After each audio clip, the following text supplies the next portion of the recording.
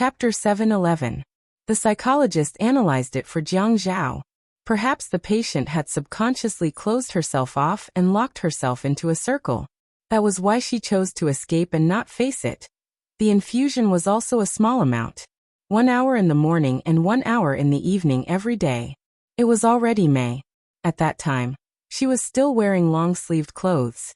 Now, she was wearing short-sleeved clothes. Yunyi, when you wake up, I'll divorce you.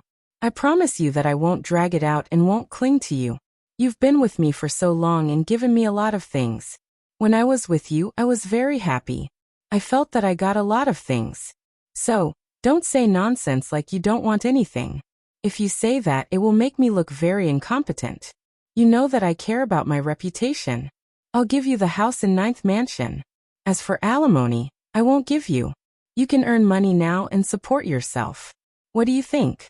Actually, I think you can still ask for some money. After all, if word gets out that I, Jiang Zhao, didn't even give alimony to my ex-wife after a divorce, it would be really embarrassing. Yunyi, you'll let go after the divorce, right? You won't think that one is your husband and the other is your father, right? You won't hate the husband and think that the husband killed the father. And you won't feel inferior and think that the father dragged the husband down, right? You're only 20 years old. Why do you have to think so deeply? But I can't blame you. If it were me, I would also feel very uncomfortable. Okay, I'll do as you say. Let's get a divorce. I've already drafted the divorce agreement. I'm waiting for you to sign it. Jiang Zhao had actually thought it through a long time ago. In front of love and family, Yi Er was unwilling to choose. In her mind, love might be above everything, but it couldn't be above family. On the contrary, even if family was above everything, it couldn't be above love. In her heart, her father and husband were equally important. Jiang Zhao held the 2 divorce agreements that had been drafted in his hand. There were only a few lines of words, unlike many divorce papers that had several pages of densely packed requirements for the obligations of both parties. The house belonged to Yi Er and nothing else. Jiang Zhao's tone was indifferent as he slowly read the contents of the agreement. He read it again and again until the saliva in his mouth was dry. He took a sip of water and continued reading the boring divorce agreement. At night, the lights rippled in the night sea. Yi Er's floor was very high. I won't give you the house in the north of the city. Ouyang Yan stayed there before, so I asked the agent to sell it. If you think it's too little, then negotiate with me. I can't lose a woman, right? Ha! Yin, let me tell you, it's rare for me to be so easygoing. If you don't hurry up and sign the papers, I might go back on my word tomorrow. You also know that a divorce is too embarrassing for me. I have such a bright future ahead of me, and a divorce is equivalent to a stain on my record. It's rare for me to be so merciful, so you can't blame me if you don't cherish this opportunity. Actually, you're not that good. Why should I insist on not divorcing you? You're not the prettiest. You're just a little taller, have a good figure, and have good skin. What else is good about you? Other than being able to cook something that's barely edible, tidying up the house, and occasionally teasing me to make me laugh. You can barely cooperate with me when it comes to sex. I really don't know what else you have that makes me reluctant to part with you. Look at you, you're as stupid as a pig. To think that I used to praise you as a fox. You've simply humiliated the ancestors of foxes. Forget it. I'll call you Fox Pig like I said before. Hey, look at you. Other than making me so angry that smoke comes out of my 7 orifices. What else have you done for me? At this time, Jiang Zhao had already gotten out of bed. He pulled Yi Er's hand to his mouth and kissed it. His gaze fell on her eyelashes, carefully observing her reaction. In a very dissatisfied tone he said, "Aya, that's great. I'm going to divorce you." He leaned his head on Yi Er's shoulder and let out a long sigh. There was some interest in his tone. "Hey, ex-wife, why do you think I'm so happy? I realized that I'm going to be reborn. Do you want to celebrate with me? I can finally get rid of you." I'm taking a deep breath. It's so comfortable. Sign the agreement, and we'll have a good drink. Seriously, no matter what, I have to set up a banquet and invite my friends. The extravagance of the divorce must be bigger than the wedding. You know, I'm very prideful. Hey, ex-wife, where do you think we should have our farewell dinner? The Chin residence is definitely not good. You're not our daughter-in-law anymore. How can you eat at the Chin residence? How about Haiwa restaurant? Although the price is quite nouveau riche, the nouveau riche means that you're rich. Who asked me to be rich? Since I'm rich, I have to go to expensive places to eat. Now I feel that divorcing you was the right decision.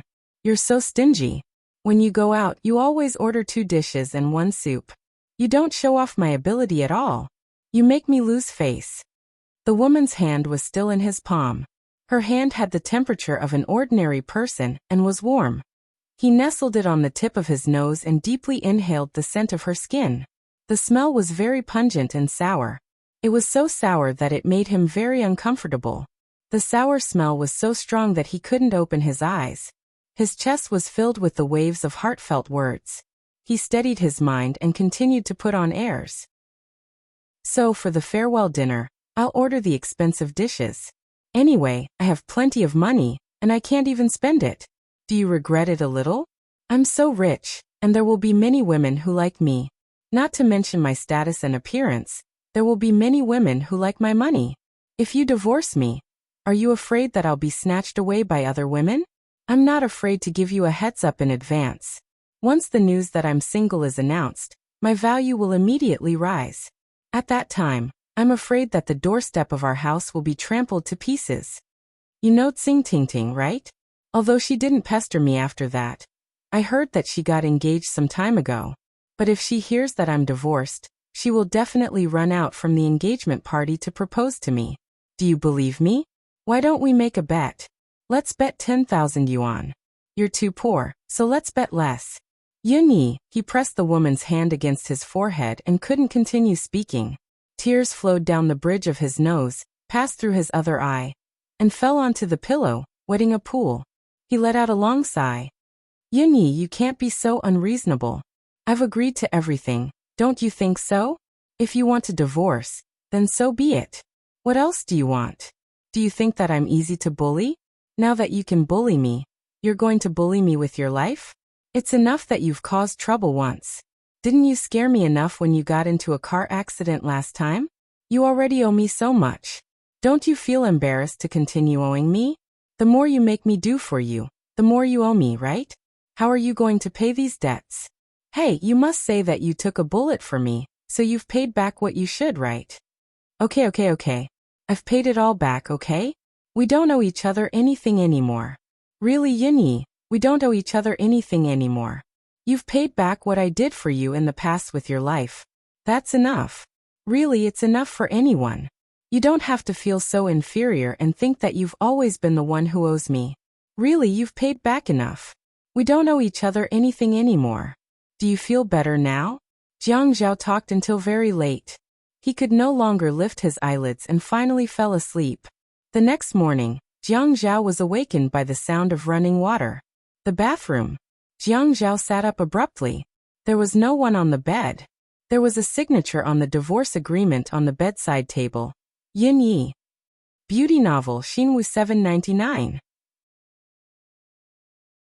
Chapter 712. Those strokes were slender and weak. Her handwriting had always been ugly. He had even mocked her for being a Chinese, but her Chinese handwriting was so ugly. It was soft and squishy, like a person without a skeleton or spirit. She always said that everyone used computers these days. Who wanted their handwriting to be so beautiful? But every time she saw some of his work notes, she couldn't help but exclaim in admiration. God, how many years have you practiced these words? How can you write so well? I like it so much. Jiang Zhao smiled. When he saw the divorce agreement at the top of the paper, his smile became even more bitter. She could actually hear it. She actually also felt that divorce was a way out. She actually didn't want to face their marriage in the future, even if she loved him so much that she could give up her life at the last minute.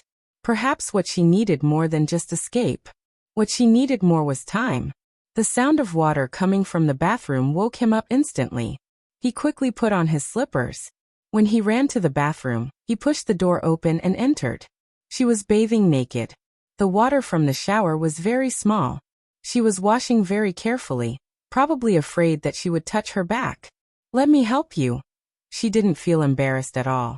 She just turned her back to him and said calmly, "Okay. I don't know if the injury at the back is better. Is it because I can't touch water?" "A little. I'll wash the injury at the back for you. As for the upper part, wring a towel and wipe it later. This way it won't touch the wound." "Yeah, I don't feel the pain from the wound anymore. Because it's been so long, it's almost healed. But after all, the injury is serious. Don't use too much force. Otherwise, the wound will still hurt." If it was in the past, Jiang Zhao would definitely not be able to resist pushing the woman who was bathing against the wall and making a big deal out of her.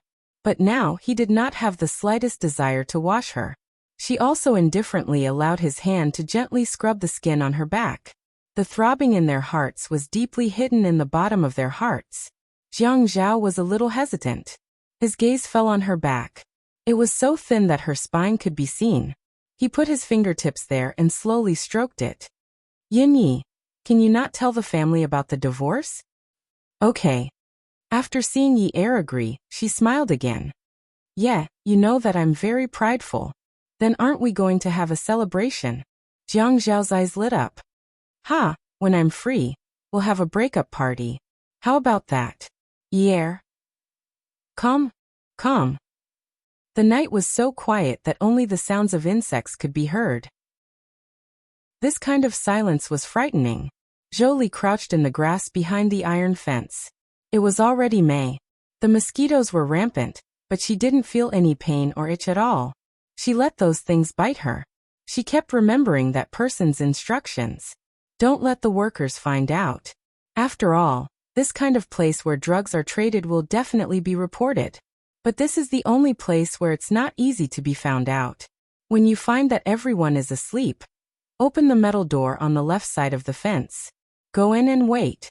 Imitate a bird's call, and someone will give you the drugs. There's a dog there. Don't be afraid. It's locked and won't hurt you. Jolie believed it again. So when she heard the sound of a dog barking, she wasn't afraid at all. But the nightmare that followed became a demon in her heart forever. The ferocity of the dog and the wind pulled Jolie back from the edge of addiction. Her arm was suddenly pulled, as if a steel nail was suddenly nailed into her arm.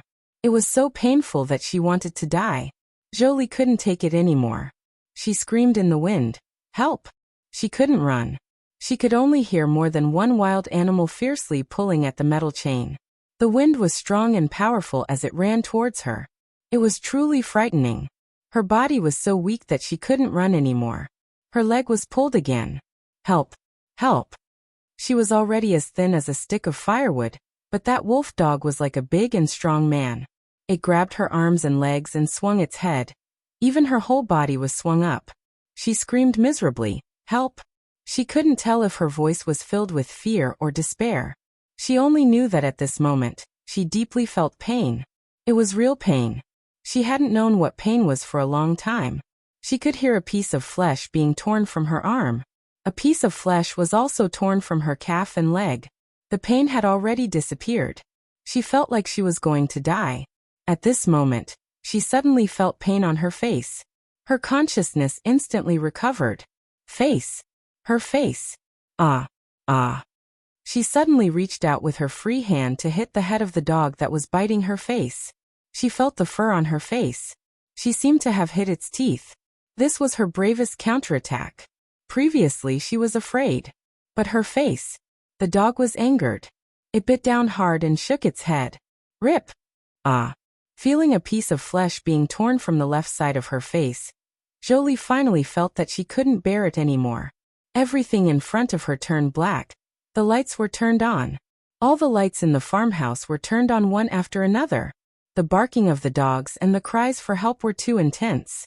When the shop owner rushed out and saw the 3 wolves tearing apart a mass of flesh and blood, he was shocked. Quick! She's dead. The dog couldn't resist this kind of meat. The owner rushed up with a stick and shouted.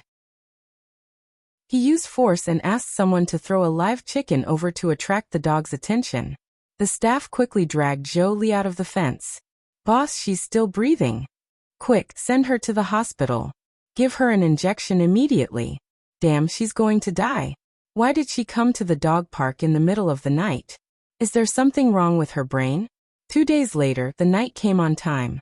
Zhuang Yichen was very dissatisfied with the result. He couldn't suppress his anger on the phone. Bastard! How could they send her to the hospital and save her?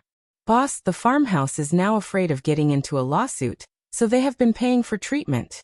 Moreover, this matter has caused quite a stir. There were many witnesses at that time, and some people even reported it to the TV station. They even made a special episode about the safety hazards of raising dogs. Do you think we should stop this matter? Stop. But when she's discharged, clean it up for me. Now that Jiang Zhao was going to take Yi Er out of the hospital, he couldn't leave this problem to Jiang Zhao. He had to deal with it.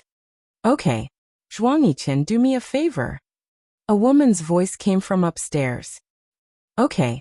Zhuang Yichen hung up the phone and walked upstairs to the walk-in closet. Xiaoya's cloakroom was very big, even bigger than the master bedroom. The clothes in the wardrobe in the master bedroom were all the clothes she usually wore. The cloakroom upstairs was filled with clothes that she made herself, or some expensive gowns that she bought. At this time, she was looking at the mirror and pulling at her chest, pouting. What's wrong? Zhuang Yichen had already entered the room. He saw Huazei's back facing him. The seductive red dress made her snow-white skin look like jade. Looking at the style of the dress, the tube top, the slim waist and the long skirt, he couldn't help but frown. He didn't think they were going to a dinner party, because he had never taken her to any. Where are you going tonight? Aya, help me zip it up. She felt the tight skirt wrapping around her tighter and tighter. She knew that the man behind her was pulling up the zipper for her. My mother introduced me to someone. I have to go deal with him. My mother said that he only likes women like Lu Ruoying, who are as light as a mass flower. So if I dress up a little more, he will definitely not like me. Zhuang Yichen's hand suddenly pulled up, then pinched the woman's shoulder, turned around, and made the woman face him. She wasn't wearing high heels yet, so he pinched her chin and made her look up to meet his eyes. Although the seductive makeup was applied to her eyebrows, because of her delicate skin, the makeup was natural and fitting. She wasn't like those women who couldn't be seen up close once they put on makeup. Her eyelashes were long and curly. At this time, with the elongated mascara, they were like two exaggerated fans. The smoky makeup made the ends of her eyeliner curl up. She wore a seductive red lipstick on her lips. Bright red dress, bright red lips and charming eyes. What a seductive woman. He never liked her wearing heavy makeup. It was too tacky. Although she looked seductive, she didn't look tacky. This woman had made herself look like Su Daji. Was she sure that she was going to make others look down on her? He let go of her. Another blind date? She turned around and looked at herself in the mirror again. Then, she took out a diamond necklace from the jewelry box and wore it around her neck. She stretched her swan-like neck and touched the necklace around her neck to see if it matched. Yes. Do you want me to tell my mom that I'm not going? Zhuang Yichen frowned slightly again. What if I say no? Aren't you afraid that my mom will move in and stay here until she marries me off? You're only 25 years old. Why are you thinking about getting married so early? Do you think I want to get married? I don't lack men. My mom said that she needs a son-in-law. It's just a formality. You're so serious about dressing up just for a formality. Zhuang Yichen wanted to rub the makeup on her face. How am I serious? My mom said that that person likes women who are as plain as water. I did the opposite. Do you want me to dress up to suit that person's taste? Zhuang Yichen turned around and walked out of the room with an inexplicable anger. Xiaoya heard the sound of his footsteps slowly disappear up the stairs. Her shoulders slumped and she felt a bitter taste in her mouth. What exactly did this man want? Jiang Zhao sneaked out of the hospital with Yi Er. Rather than saying that they were sneaking out, it was more accurate to say that they were in cahoots with the hospital. Yi Er could be discharged from the hospital, but Jiang Zhao told the doctor that they needed to observe him for a while longer. It was fine for a person who was unconscious to sleep in the hospital, but for a person who could move freely, it was a form of torture. Thus, Jiang Zhao naturally sneaked out of the hospital with Yi Er. Haiqing in May is really comfortable. It's not cold or hot, right? Jiang Zhao asked. Yes, the wind at night is really comfortable. Yi Er stretched out his arms comfortably and felt very comfortable walking on the road. Are you hungry? Let's go get something to eat. I want to eat sashimi, okay? Jiang Zhao did not dare to agree to this. It's cooked. Is that okay? How about spicy boiled fish? Jiang Zhao's mouth twitched. It seemed like she could not eat anything too spicy. Can you not add spicy? How about spicy fish? Was this woman deliberately going against him? How about steamed fish? Welfare Xingwu 7.99. Chapter 7:13. Go to the most expensive place to eat. That way you can show off your wealth. Order 2 servings, eat 1, and throw the other away? Sure, I also want to get rich.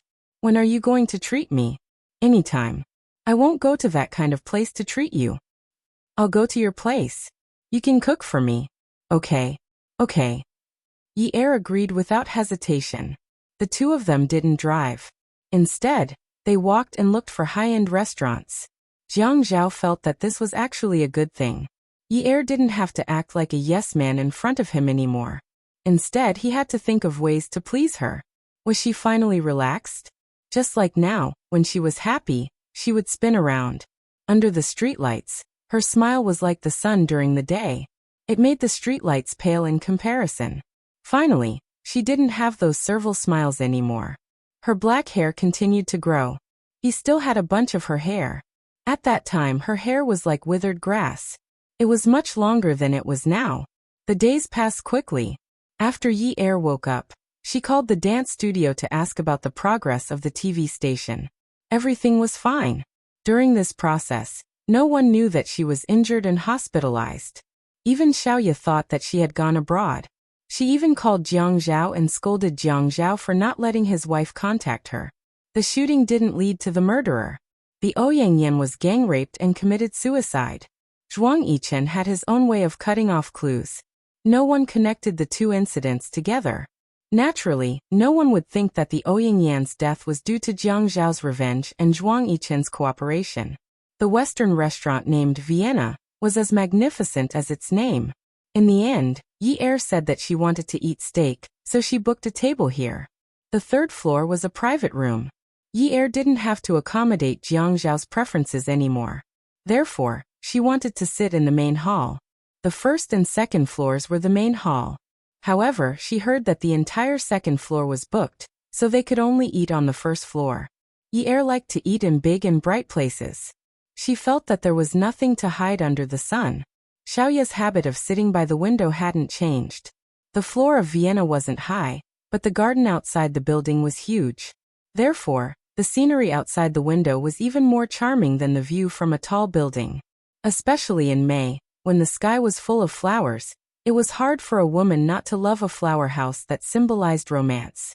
Although the entire 2nd floor had been reserved, Yi Er could still smell the rose fragrance in the entire restaurant.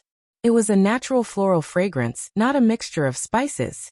Someone whispered, "Wow, he's proposing. Do you know that? So romantic."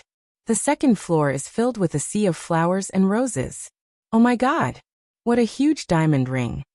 The man is very handsome. Really, he's the young master of the Kong family. The woman is Xiaoya Qiu. She's that famous designer. They match so well. Xiaoya Qiu is dressed beautifully today. She's wearing a red gown and her makeup is beautiful too. She matches the atmosphere today. Yi Er was splashing water on her face in the bathroom. She was shocked when she heard the discussion. She walked out of the bathroom in a hurry. She stepped on the thick carpet and walked quickly to Jiang Zhao. The 2nd floor is booked by Kang Yun. He proposed to Xiaoya. Jiang Zhao sat opposite Yi Er. Seeing the confusion on Yi Er's face, he couldn't believe it. He didn't contact Zhuang Yichen, so he didn't know about the relationship between Zhuang Yichen and Qiu Xiaoya. Where did you hear this from? Didn't I go to wash my face just now? I accidentally heard it. I think the waiter on the 2nd floor said it. It doesn't seem fake. I want to go up and take a look. What are you going to see? If it's not, you'll get into trouble. Although Jiang Zhao's seat wasn't directly facing the door, he could still see everything that was happening at the door. He just happened to look up and see the tall door being pulled open by the waiter. A man wearing a casual black cotton shirt, casual pants and shoes came in. Jiang Zhao knew that if Zhuang Yichen came out, he wouldn't be dressed so casually. It was obvious that he was either at home or had rushed over from somewhere. Otherwise, he would be dressed in a suit like him. Everyone wanted to gain respect from others, so they had to show respect when they wore clothes. Although it was casual, the domineering aura of black on Zhuang Yichen was obvious. Could it be that the two of them had a tacit understanding today? Was that why they were both dressed casually? The only difference was that he was wearing white, while Zhuang Yichen was wearing black. However, Zhuang Yichen's face was as dark as iron. He just took big steps towards the extremely wide staircase that led to the second floor. Jiang Zhao had a bad feeling. He followed Zhuang Yichen's footsteps and stood up. The waiter quickly chased after them and said with a nod, Mr. Zhuang, I'm sorry, but the second floor has been reserved. If you want to eat, can we take the elevator to the third floor? Zhuang Yichen turned a deaf ear to him and walked up 3 steps at a time. The staircase was very wide and was covered with a thick and soft dark red floral carpet. It was like a European palace. The floors were very high, so there were many staircases. The waiter was panting as he followed. Mr. Zhuang. Zhuang Yichen stopped in his tracks and turned around. His menacing aura scared the waiter who had yet to approach him. The waiter took a step back and stammered, Mr. Zhuang. The second floor has been booked. Get lost. Zhuang Yichen's eyes turned cold and he shouted. The waiter was so scared that he stumbled back and fell down the stairs. Oh my God! Yi Er covered her mouth and exclaimed. Jiang Zhao pushed his chair away. Yin Yi, wait for me downstairs. I'm going up to take a look. I'm afraid something bad is going to happen.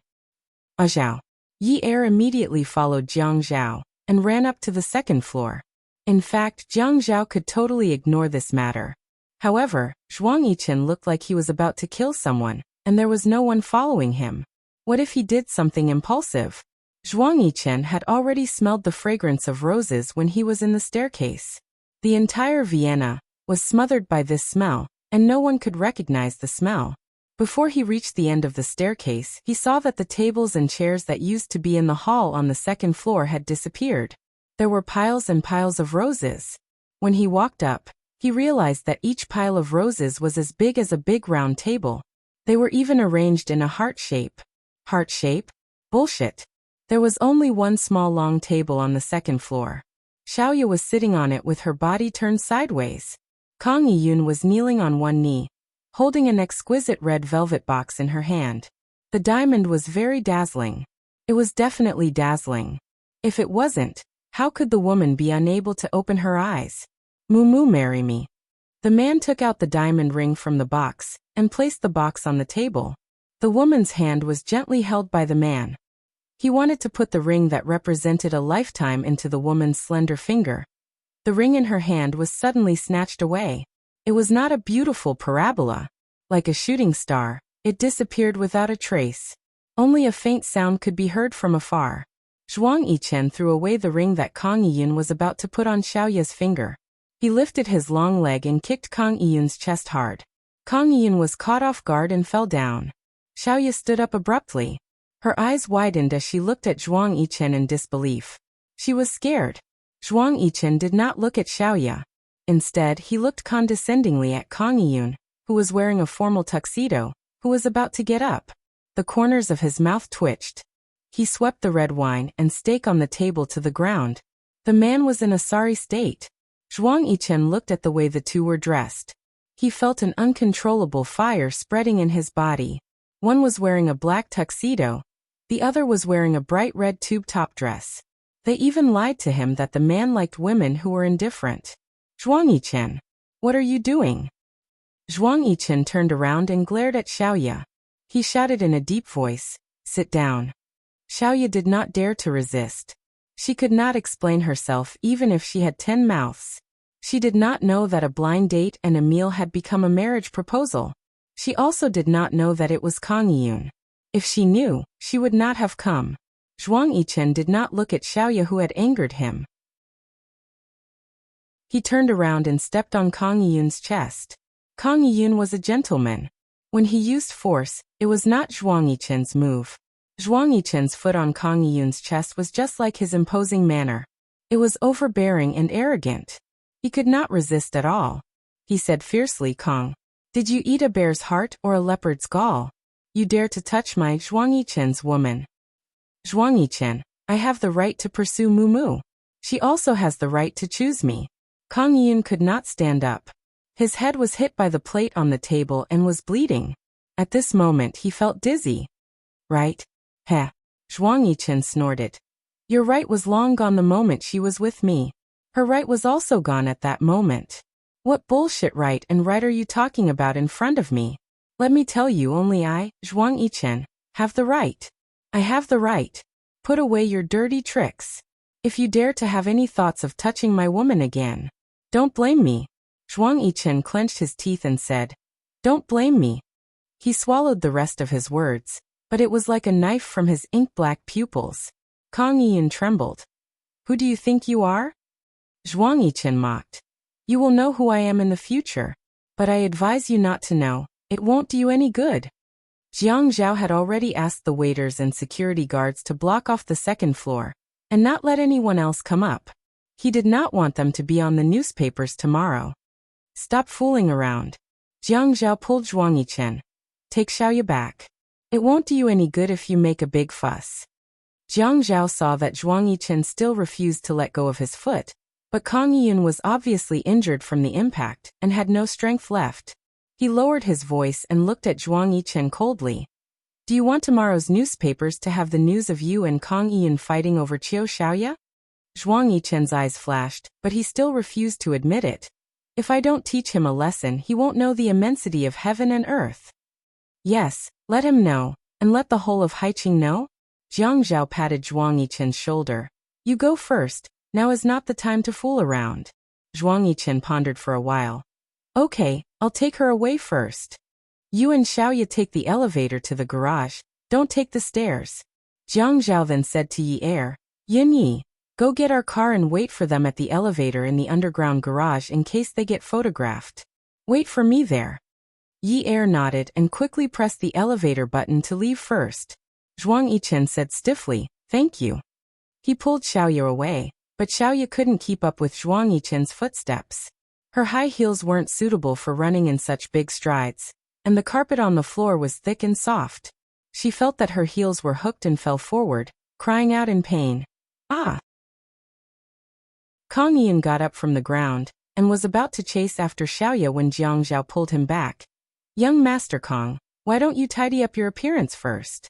Kang Yiyun froze in shame. Zhuang Yichen saw that Xiaoya had already squatted down, and his steel-like eyes darkened. He picked up Xiaoya and held her more firmly in his arms, then strode towards the elevator. He said angrily, I'll teach you a lesson when we get back. Beauty novel Songshu 566. Chapter 714. The four of them sat in Jiang Zhao's car. Yi Er and Jiang Zhao sat in the front, but at this moment, Xiaoya really wanted to switch seats with Yi Er. Zhuang Yichen didn't say a word the whole way, but his face was sullen. Jiang Zhao was the first to break the silence. Yichen, where did you go tonight? No, I was at home the whole time. Actually, he had been in Qingfeng Garden the whole time. His men were following Xiaoya, so he read some books to pass the time. He could have gone back to Ninth Mansion, but he couldn't help thinking about how she dressed up that night. He just had to find something to do in Qingfeng Garden. It wasn't too late, it was still very early. But when his men called, he was furious. Good Lord, he wasn't going on a normal blind date, he was going to accept a marriage proposal. The other party wasn't just anyone, it was Kang Yiyun. This woman was extraordinarily bold now. In the past, she wouldn't have dared to lie to him, but now she didn't even need to think of a script to lie. Why don't the four of us go to Highway Restaurant and find a private room for dinner? Jiang Zhao had originally brought Yi Er out for dinner, but the meal was ruined before they could finish. There's no need. Just send me back to Ninth Mansion. I've already eaten. I think she's eaten too. The she Zhuang Yichen was referring to was naturally Xiaoya. Xiaoya rubbed her stomach. She hadn't eaten yet, it was all wasted. Jiang Zhao had an idea. Okay, I'll go home with Yin Yi to eat. Get some food from the fridge. There was no food in the fridge, but there was a small supermarket in Ninth Mansion that sold daily vegetables. Although it didn't have a complete variety, it was still very fresh. Most importantly, he could get Yi Er to cook for him, and he could help out. Thinking of this, his hands that were holding the leather steering wheel felt exceptionally comfortable. He secretly turned his face to look at the woman beside him. She was also turning her head to look at him with a hint of dissatisfaction. He gave her an apologetic look. "I'll have to trouble you then, Brother Zhao." Zhuang Yichen did not notice the flirtatious glances between the two people in the front row. He was not in a good mood, so his thanks were stiff and stiff. Jiang Zhao didn't care about it. He knew that Zhuang Yichen was probably so angry that his lungs were about to explode. Who didn't know that Zhuang Yichen was a very domineering person? It would be strange if he wasn't angry when something like this happened.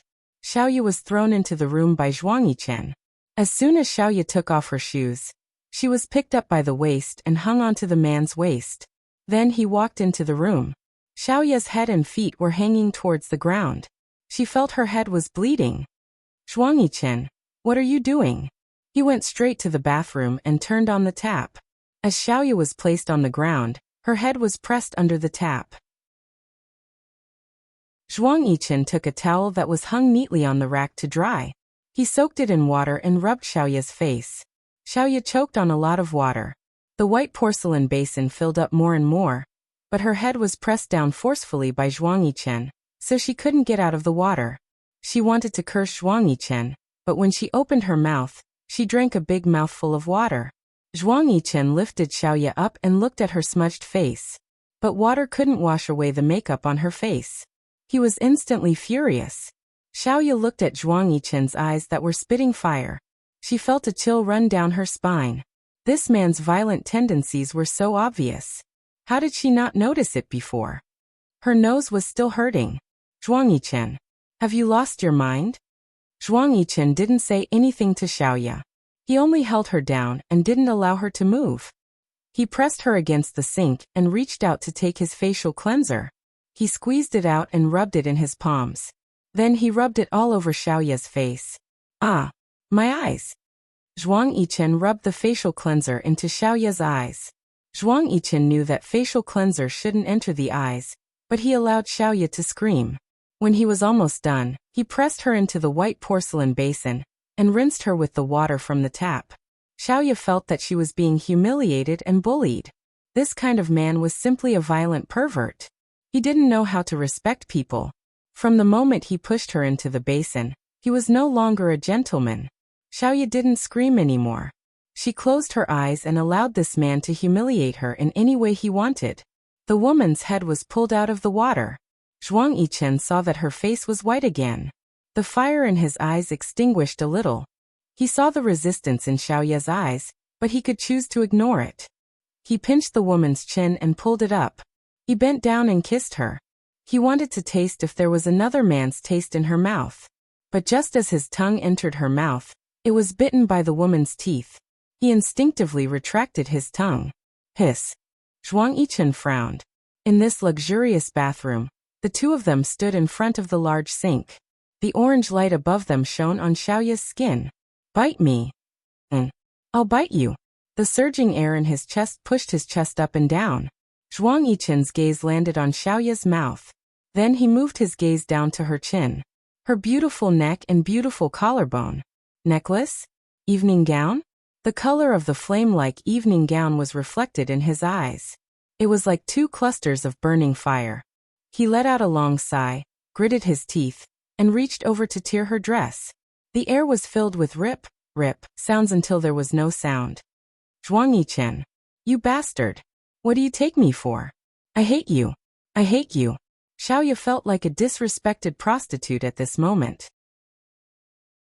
She squatted by the door and buried her head between her knees. Although she always knew that she relied on sleeping with men to get to where she was, she had never felt like a prostitute like this in the 4 years she had been with him. A prostitute who was bullied and humiliated by others. But she didn't cry. She hated women who cried so easily. Her heart was in so much pain that she couldn't shed any tears. There was a pile of red fabric on the floor. Xiaoya's bra was thrown to the ground. Her underwear was torn off, and her necklace was thrown away. She was completely naked. Zhuang Yichen kicked all the things on the floor that were an eyesore to him to the trash can. Then he carried the naked Xiaoya out of the bathroom. He was very uncomfortable and depressed during the process. He threw Xiaoya into his pants and covered her body with a silk blanket. He pressed on top of her and said in a low voice, "Little demon Xiao, I didn't strip you naked because I wanted to do you. Don't test my patience time and time again. I told you last time, Kang Yun. Stay away from him." "What do you take me for?" "What do I take you for?" "I take you for my woman." Her body under the silk blanket trembled. Jiang Zhao's dinner was very sumptuous. There were 3 dishes and a soup. He hadn't eaten 2 bowls of rice in a long time. He was very satisfied with this meal. Jiang Zhao cleaned up the dishes and came out of the kitchen. Ye Er was eating honeydew melon. "Jiang Zhao, I think I should go back to the hospital tonight. The doctor is probably looking for me." Jiang Zhao pointed to his back. Ye Er threw the honeydew melon into his mouth and ran over to Jiang Zhao to untie the apron knot on his back and help him take it off. "It's okay. I just called. The doctor said that it's the same if you go tomorrow. I told him that you were out for so long and there were no other reactions." "Really?" "Yeah." "Oh yeah, Miss Yin, remember not to tell anyone about our divorce." Ye Er nodded like a chick pecking rice. "Yeah, it's okay. Don't worry, Mr. Jiang. I'll keep it a secret." Jiang Zhao looked at Ye Er's smiling face. This woman's reaction was really disappointing. Was the divorce making her so happy? "I don't believe you. I don't know who used to threaten me that she was a blabbermouth." Ye Er thought about the robbery that night. She had used all her means to make Jiang Zhao take her out of the alley. "Isn't that just once in a while? We can't be like that all the time. I'll sleep in Si Jie's room. You sleep upstairs alone. I'll make some preparations in a few days and move out." Ye Er's heart ached. "Okay. Jiang Zhao, thank you. What are you thanking me for? There's no need for this between us." "Thank you for being considerate." "I should be considerate. You care about me and I care about you. It's only right, isn't it?" Ye Er nodded. It was a habit. They didn't talk about love. They only talked about what they should talk about. A week later, Jolie went crazy and couldn't be controlled.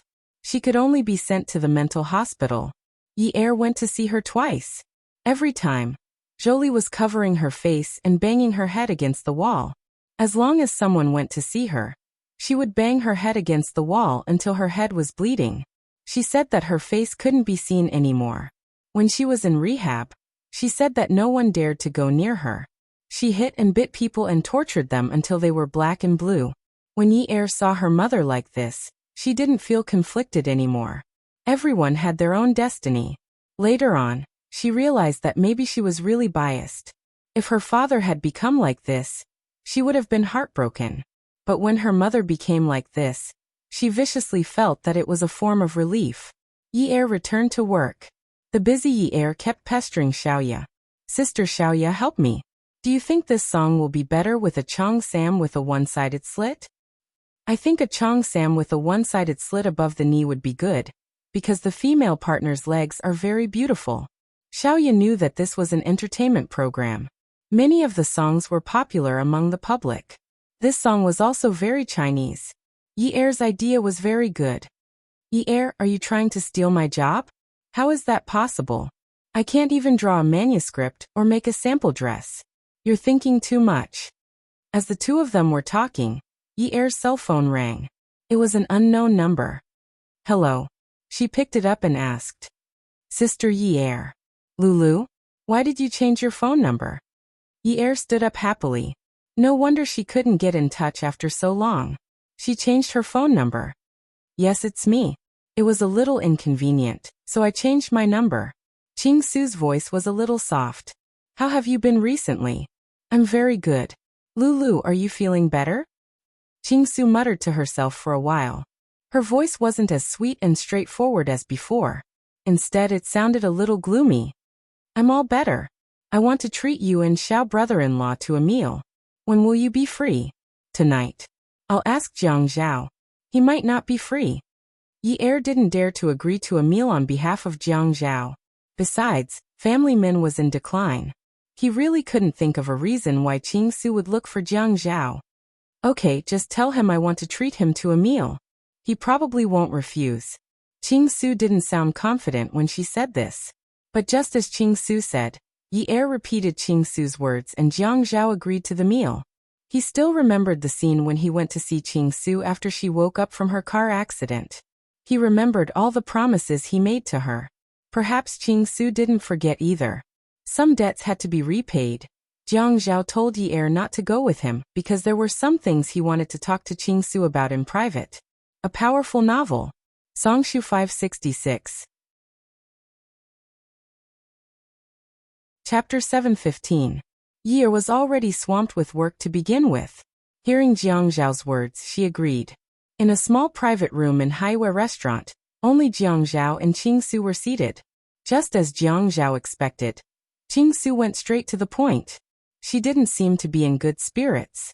Her head was slightly lowered, and she didn't have her usual vigor. Her voice was also no longer crisp. Xiao brother-in-law, do you still remember what you promised me? Yes, I remember. Just say the word, as long as it's within my means. Jiang Zhao was fine when he didn't see Qingsu. As soon as he saw Qingsu, he felt that this girl shouldn't have suffered so much. He was responsible for both of her injuries. Qingsu looked up at Jiang Zhao. Actually, I feel that I'm not a good person. When I saved Yi Er's Jiejia, I didn't think of asking you for anything in return. I really didn't think of it. Qingsu's words and voice were filled with deep helplessness and self-deprecation. It was as if this kind of action made her feel embarrassed. But now, I have no other choice. I can't find anyone to help me. After hesitating for so long, I can only bring this matter up to you. It was clearly a very simple matter, but now I've made it a little dirty. When she said the word dirty, Qingsu frowned slightly. She seemed to be disgusted. Lulu, you don't have to think like that. Even though you've raised conditions with me, it doesn't affect the fact that you're a good girl. As Jiang Zhao's thoughts turned, he already had a rough idea. Although he hated Min Zikai, as he said, he had always felt that Qingsu was a good girl. Qingsu looked at Jiang Zhao calmly. There was a clear and pure light in her eyes. Min Hongxing has been convicted, but he's only been sentenced. Luckily, family Min's debt isn't that serious, so they can still get by. But Min Zikai has caused some trouble recently. He got into a lawsuit. His mother said that he was framed. Min Hongxing told me to keep an eye on him and not let him cause any trouble. Family Min only has one son. Jiang Zhao smiled faintly. You want to plead for leniency for Min Zikai? After a moment, Qingsu nodded slowly. Yes, but I remember that you didn't like him in the past. Min Hongxing said that Min Zikai and I both have his blood in our veins. Qingsu sniffled lightly. Jiang Zhao looked at the dishes on the table. Neither of them touched their chopsticks. He picked up the tea in front of him and took a sip. When he saw Qingsu, this reminded him of Yi Er in the past. Actually, after Qingsu had saved Yi Er's life, he had never thought of setting a trap for Min Zikai again. But Min Zikai didn't know how to appreciate his kindness, and went to Yi Er's dance studio to provoke her. If he didn't teach him a lesson, how could he? Min Zikai's ability to make Jiang Zhao uncomfortable was no less than Yunwu's. And Yunwu had been lying low for a long time, so Jiang Zhao couldn't find any loopholes. So when Min Zikai provoked him, Jiang Zhao had a vengeful reaction. Smuggling. It was a method that he had thought of long ago. He just wanted to use it later. But these personal grudges actually made him exhale deeply when Qingsu's eyes suddenly reddened. He asked her, if you were framed, you need evidence. Do you have any? Qingsu was surprised for a moment. She suddenly said, then Xiao brother-in-law, can you tell me how to find evidence? I don't know, but I can try. Lulu, Min Zikai won't accept your kindness. Jiang Zhao frowned. He thought back to when Qingsu was hospitalized with a broken rib in her lung. Min Zikai didn't even visit her. Later on, when she was seriously injured, Min Zikai didn't even frown. It was as if he couldn't wait for her to die. Qingsu lowered her eyes and stared at the light yellow tea in front of her. She didn't want to appear too self-deprecating. But his surname is Min Hongxing's family hasn't been ruined yet. We still have to rely on him to support it in the future. I know there's no way to deal with Min Hongxing's crime. I can only think of ways to reform him and try to reduce his sentence. But if Min Zikai also goes to jail, the family Min will really be finished. Min Hongxing's life's work will be ruined. Jiang Zhao sighed softly. Qing Su called him by his name, but he could tell that she really wanted to say that Min Hongxing was her father. Her actions had already proved it. If only he was half as sensible as you. Men always mature late. My mother said so. Qing Su's voice was slightly choked.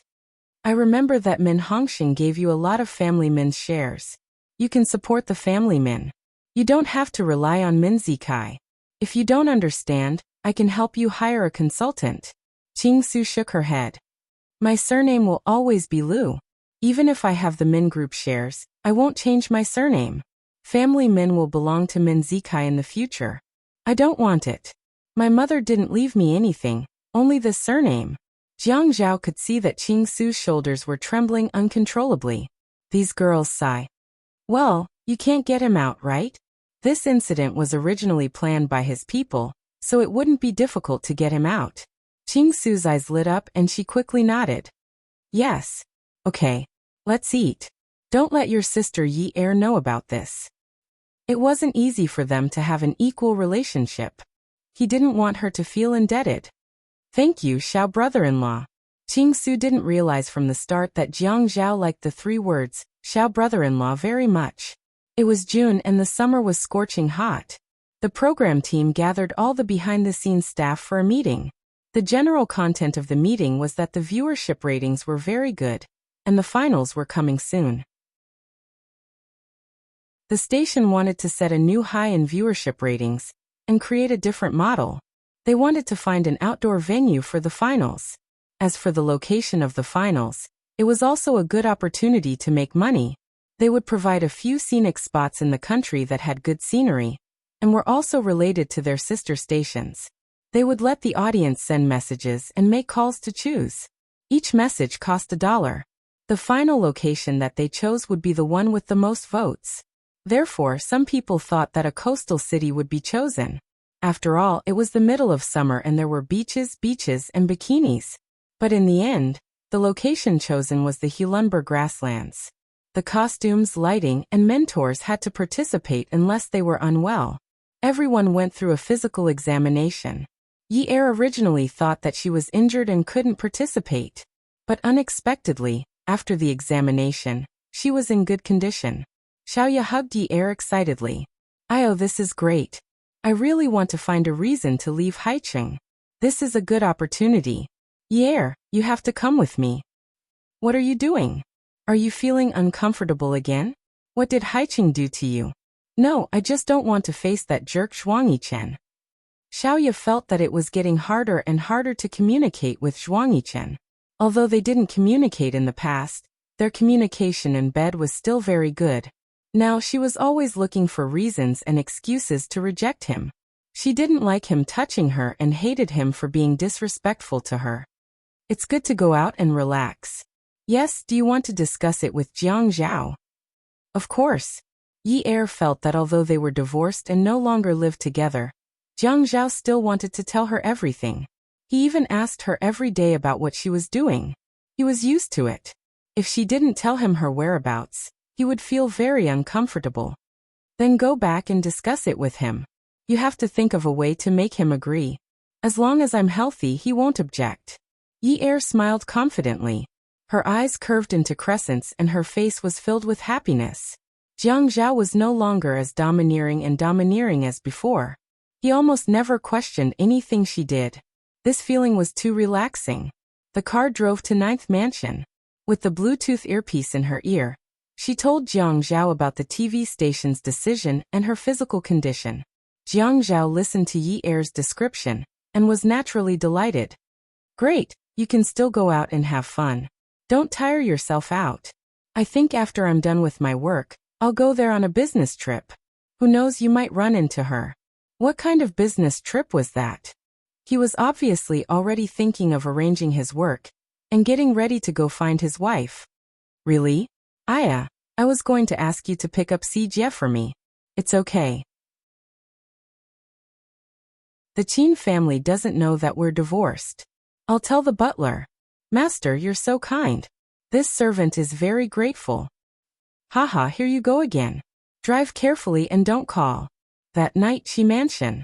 Unwoo was wearing a simple set of white home clothes. He was leisurely looking at his past works in the studio. Some of them were already damaged. Although it was a pity, he was still satisfied. Although he could no longer draw with his hands, those things from the past were still very clear in his mind. He walked to the window and looked at the crescent moon in the sky. He touched his heart and gently closed his eyes. He didn't know how long it could beat. Maybe a year, maybe 2 years. Those words about being with a person of one heart and being together forever were all lies. Fortunately, he realized early on that he couldn't be together with her forever. Fate couldn't predict his trajectory, but it could determine his ending. Fortunately, he didn't do anything that would make her feel disgusted.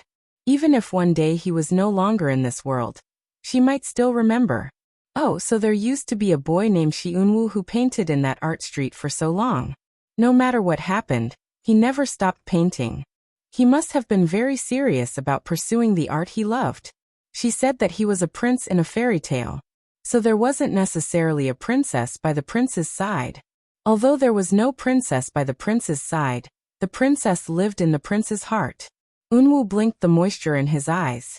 He was a little thirsty, so he walked out. He wanted to see if his grandfather was resting. The slippers on his feet were soft and silent. He walked up the stairs lightly and shallowly. Outside the study, he could hear the voice in the study. It wasn't loud, but he could clearly feel the sternness of the person on the phone. Useless thing. These people have the nerve to ask for a price. They didn't do it cleanly, and they want me to find someone to cut off their tail. Unwoo frowned slightly. He pushed the door open and asked softly, Grandpa, what happened again? Shi Zhentian was shocked. He hurriedly hung up the phone and suddenly put away his stern expression. He said kindly, Unwoo, what are you doing upstairs? Shouldn't you be in the studio now? Oh, I wanted to come up and see if Grandpa was busy. Unwoo had already heard Shi Zhentian's serious words and was rather worried. Grandpa, did you encounter some trouble? What needs to be done, but you didn't do it cleanly? Unwoo knew about his family's background and was nervous. Shi Zhentian saw Yinwoo's inquiry and concern. He patted him on the shoulder and walked out, changing the topic. Have you been in a better mood recently? Beauty novel Hongcha 866. Chapter 716. It's pretty good. As long as it's good. There's no obstacle that can't be overcome. Actually, there are many obstacles that can't be overcome. No, Grandpa will flatten them for you, Shi Zhentian said nonchalantly. However, Unwoo was shocked. Although they had imagined the grassland, when it was really time, Yi Er and Xiaoyu were still stunned by the scenery in front of them. As far as the eye could see, it was a boundless expanse of green, dotted with scattered flowers. 1. Looking at the boundless blue sky, the clouds in the sky were like a brush swinging wildly on a piece of paper. It was also like a veil on a young girl's head, flying up. It was so transparent that only a faint white could be seen. The sky was so blue that even their hearts were clean. When the wind blew, there was no smell of dust or exhaust. There was only the smell of grass and the fragrance of wild flowers. Xiaoyu hugged Yi Er and rolled on the ground. Yi Er, I like it here. I like it very much. Sister Xiaoyu, don't be crazy. Be more reserved. You're a great designer. There are many people in the production team. Xiaoyu let go of Yi Er and lay on the ground. She rested her head on her hands and adjusted her sunglasses to block the sunlight. She looked at the sky. It's not the first day that the people of Haiqing know that I'm not reserved. Sigh, why did the production team choose such a place? How can I be in the mood to film? Isn't Brother TV here? It's convenient. Look, when we arrived, the yurts and everything were already prepared. It's so convenient. The location was also chosen well. There's a water source here. Yi Er closed her eyes and told Xiaoyu what she knew. Actually, Xiaoyu also knew what she knew, but she couldn't find anything to say. She missed Jiang Zhao a little. He said that he would come here for a business trip. When was he coming? Hey, what are you thinking about? Xiaoya stretched out her leg and nudged Yi Er. Sister Xiaoya, do you miss Zhuang Yichen when you come to a place like this that has nothing to do with Haiqing? Xiaoya snorted and said, Why should I miss him? I can't wait to stay away from him. He's a psycho. Don't you know that? That damn psycho. Ha. The sunglasses on Yi Er's face blocked the dazzling sunlight and ultraviolet rays. Her eyes were closed under the sunglasses. She sighed softly and said, If what happened between you and Kang Yun that day happened to me, Jiang Zhao would also be so agitated that he would turn crazy. Yi Er didn't think that she was exaggerating. Back then, Jiang Zhao had made a lot of trouble. It was either Enyu or Min Zikai. He even bit her. Yes. He even fought. Was this something a 30-year-old man should do? He wasn't 18 years old. That wasn't my fault. He didn't even ask me what was going on. I didn't provoke him. I didn't know that Kang Yun was the one who asked me out. He even abused me when I went back. He hit you. That can't be. Were all men so scary? Could it be that Zhuang Yichen also bit people? Was this what they meant by birds of a feather flocking together? No. Anyway, he abused me. Psychological abuse. He didn't treat her as a human. Okay, let's go out and relax. Don't be angry. If I was angry at him, I would have been angered to death 100 times. Sister Xiaoya, you're the most magnanimous. Xiaoya felt that Yi Er had grown up. The way she spoke was much calmer than before. She always gave people a sense of calmness in the face of change. It was as if she had seen through everything. Rather than saying that she had matured, it was better to say that she was filled with a helpless sadness. Knowing about Yun Hongwei's death and Zhou Li's madness must have been a big blow to her, right? Yi Er, don't you and Jiang Zhao plan to have a child? Yi Er's heart skipped a beat. What you said in the past was quite true. So, we basically have contraceptives. Let's have one. Jiang Zhao is a good person. He's not young anymore. He's good to you, and you have him in your heart. Why don't you want one? Xiaoya was silent for a long time. Yi Er seemed to know that she had something to say, so he turned his head and quietly looked at her side profile. After a while, Xiaoya said sadly, I don't want one because I'm not married. You're different from me. You have a child, so your family is complete. Marriage? But they were already divorced. But, Yi Er continued to smile. Let's talk about it when we get back. Jiang Zhao said that if she wanted to remarry, she would tell him immediately. When they got back, she would tell him that she wanted to have a child. Because at this moment, she really missed him. It was as if there was only a big photo of a blue sky and white clouds above her head. And it was only the background of the photo. In front of it stood a tall and handsome man, looking at her with a smile. As she thought about it, she got up and started running. Xiaoya sat up and shouted at Yi Er's back. Yinyi, or what are you doing? I have a secret. I'm not telling you. Yi Er laughed and replied loudly as he ran. He did not turn around, but Xiaoya heard him clearly and continued to lie down on the grass. Yi Er ran a little further away from Xiaoya before slowing down. As he walked, he secretly smiled and bit his lip shyly, like a young girl who had fallen in love for the first time. She was wearing the uniform dark red uniform issued by the station. It was a loose long-sleeved sportswear with waterproof material. As she walked, it made a rough sound as it rubbed against the fabric. In the past, she did not like to wear such clothes. They were ugly and the sound was unpleasant. But today when she heard these sounds, she felt that they were like musical notes. The phone in her pocket was already a little hot from her grip. She took it out, placed it under her chin, and slowly walked on the grassland. The broken wildflowers under her feet also fluttered with the waves of the green grass in the wind, just like her mood. Her phone was already pressed against her teeth. As she laughed, she went from being silent to giggling. She pressed the button. It was 10 o'clock in the morning. It was still too early. He must be very busy at this time. It was very likely that he was still in a meeting at this time. If she called him now, it would definitely affect his work. How long did his meetings usually last? She had never asked before. She had to ask next time.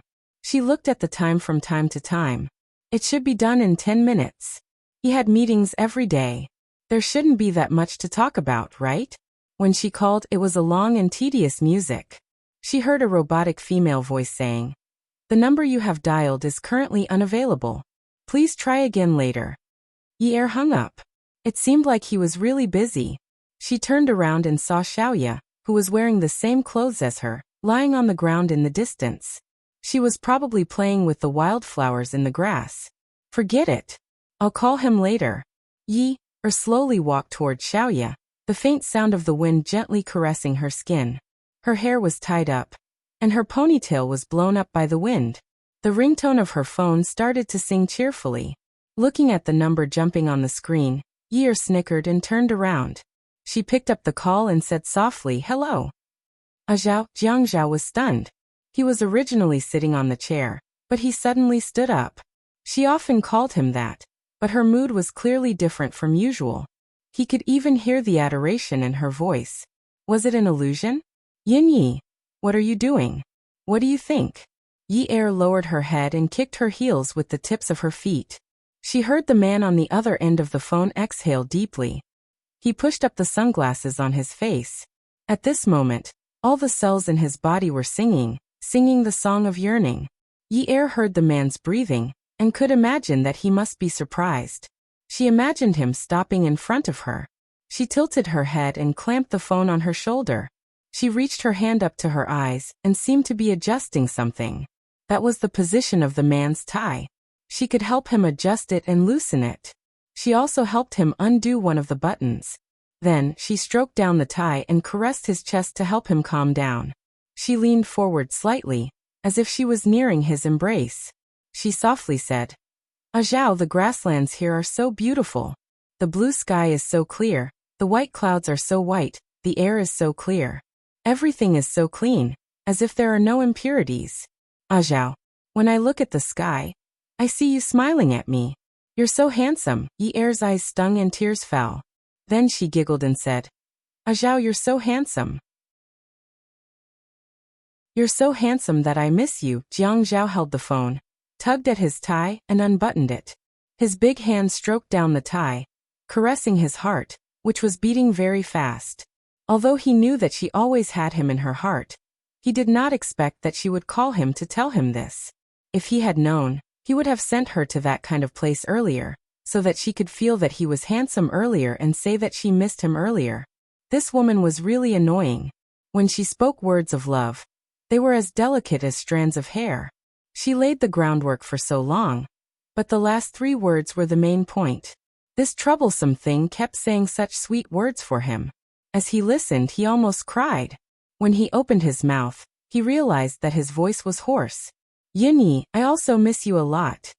As he called out the woman's name, he flipped through the pile of documents on the table. He couldn't stay in Haiqing any longer. He had to hurry and fly over. Yi held the phone and looked up at the sky. Xiaoya's words echoed in her ears. She said shyly, "Zhao, when I go back this time, let's have a child." Okay. Jiang Zhao slumped back into his chair. He could have said those 2 words heavily, but he said them softly and weakly. The strong waves in his heart had already made him unable to make a sound. He raised his hand to cover his face, and his palm was wet and slippery. Jiang Zhao calmly ran over and started discussing how to reduce his workload. It wasn't like the past when he had to participate in many things. It was also very tiring to arrange the transfer of work. Fortunately, many of the work could be arranged in the name of training. Jiang Zhao started to make arrangements. However, he had to attend a work meeting with the municipal committee for the next 2 days and couldn't leave. He could only book the plane ticket for the 3rd day. The green and blue grasslands always made people want to see cows and sheep in the wind, as well as those galloping horses. When participating in the competition, the station also had to record some of the local customs of the grasslands and let the popular contestants do some interesting things for publicity. This was also a request made by Brother Station. They didn't forget to spread the local culture at all times. Attention, Xinwu 799. Chapter 717. The contestants were filming for the show. Yi and Xiaoya were abusing their position for personal gain. The 2 of them had just learned how to ride a horse. From time to time, They would squeeze the horse's belly and let the horse pace slowly. Later on, they would speed up and raise their whips, valiantly urging the horse to gallop. It was impossible to experience such unbridled and wild gales in Haicheng. This was because when they first learned how to ride a horse, the local herdsman would ride behind them and lead them for a while. If they were in Haicheng, Jiang Zhao or Zhuang Yichen would definitely fly into a rage if they saw a man and a woman touching each other like that. With the patient guidance of the herdsman, they dared to ride a horse for a day. The sense of accomplishment was self-evident. The temperature difference between day and night was huge. At night, the wind was dry and cold. Yi Er and Xiaoye sat outside the yurt, wrapped in cotton-padded clothes, and looked at the stars. The grassland was blue and clear during the day, and the clouds were like cotton and gauze. At night, the sky was like a large piece of dark blue satin, and the stars were strung together with thin threads that could not be seen clearly. Even though it was a deep blue, it looked like a clear pool. Although it was deep, it was transparent. The stars looked as if they had been carefully wiped countless times with a rag. They were so bright that there was not a single speck of dust. They were white and sparkling, just like the large carrots on the slender fingers of a wealthy lady. Yi Er, you saw Jiang Zhao again? Xiaoye heard Yi Er's muffled laughter. The two of them were originally back to back, but now they turned around and crawled in front of Yi Er. She realized that she was looking at the sky and giggling. You really saw Jiang Zhao? Yi Er pouted and glared at Xiaoye. Humph, I'm not telling you. Xiaoye also snorted. If you don't want to tell me, then don't tell me. I also saw the person I wanted to see. Zhuang Yichen? I'm not telling you. Xiaoye pretended to be pretentious as she stood up and stretched her body. She took a deep breath and bent over to pull Yi Er up from the floor. Go to sleep. We're going horseback riding again tomorrow. We won't be able to play when the show officially starts recording. Yi Er readily agreed. Sure, I want to be first tomorrow. Stop dreaming. You can't outrun me. At this moment, a staff member walked over enthusiastically. Are the two beauties going to ride horses tomorrow? Yeah. Xiaoye hooked her arm around Yi Er's. Let's go ride tomorrow. We'll go again after we finish filming this episode. Then I'll get someone to follow you guys tomorrow. Just ride properly and don't get lost. Sigh, I was worried for nothing. An old horse knows the way, how could it get lost? The staff member was a man in his 40s. He was also wearing a cotton-padded jacket to keep out the cold. When he spoke, he was very candid. Then I'll help you find the horse you rode today. Horses sometimes recognize people. You can ride the one you rode today tomorrow. It'll feel better. Okay. Then I'll have to trouble Brother Lu. Yi Er nodded in agreement. Xiaoye waited for the man to leave before she pursed her lips and sneered. Who said that? Don't listen to his nonsense. We're going to change horses tomorrow.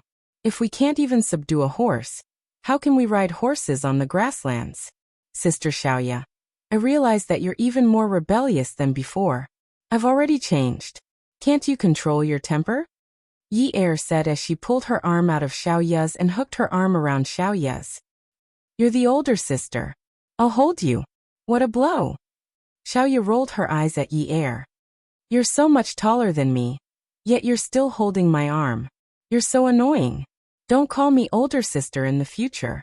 You must have snatched all my things when I was younger. That's why I didn't grow taller. Haha. The sound of a car's accelerator could be heard. Xiaoye and Yi Er let go of each other's hands and turned around to look for the source of the sound. In the distance, two white beams of light swayed back and forth. It should be some small mounds on the grasslands that caused the car to move up and down. The car was getting closer and closer. It was either a tourist or a member of the production crew. The locals were all herdsmen and rarely bought such a good off-road car. Seeing the car stop outside the production crew's yurt, Xiaoye tugged at Yi Er's cotton-padded jacket. Did they invite some big star to help out? Why did they send it here so late? It's an off-road car that costs more than 1,000,000 yuan. Even a small star wouldn't be able to use it.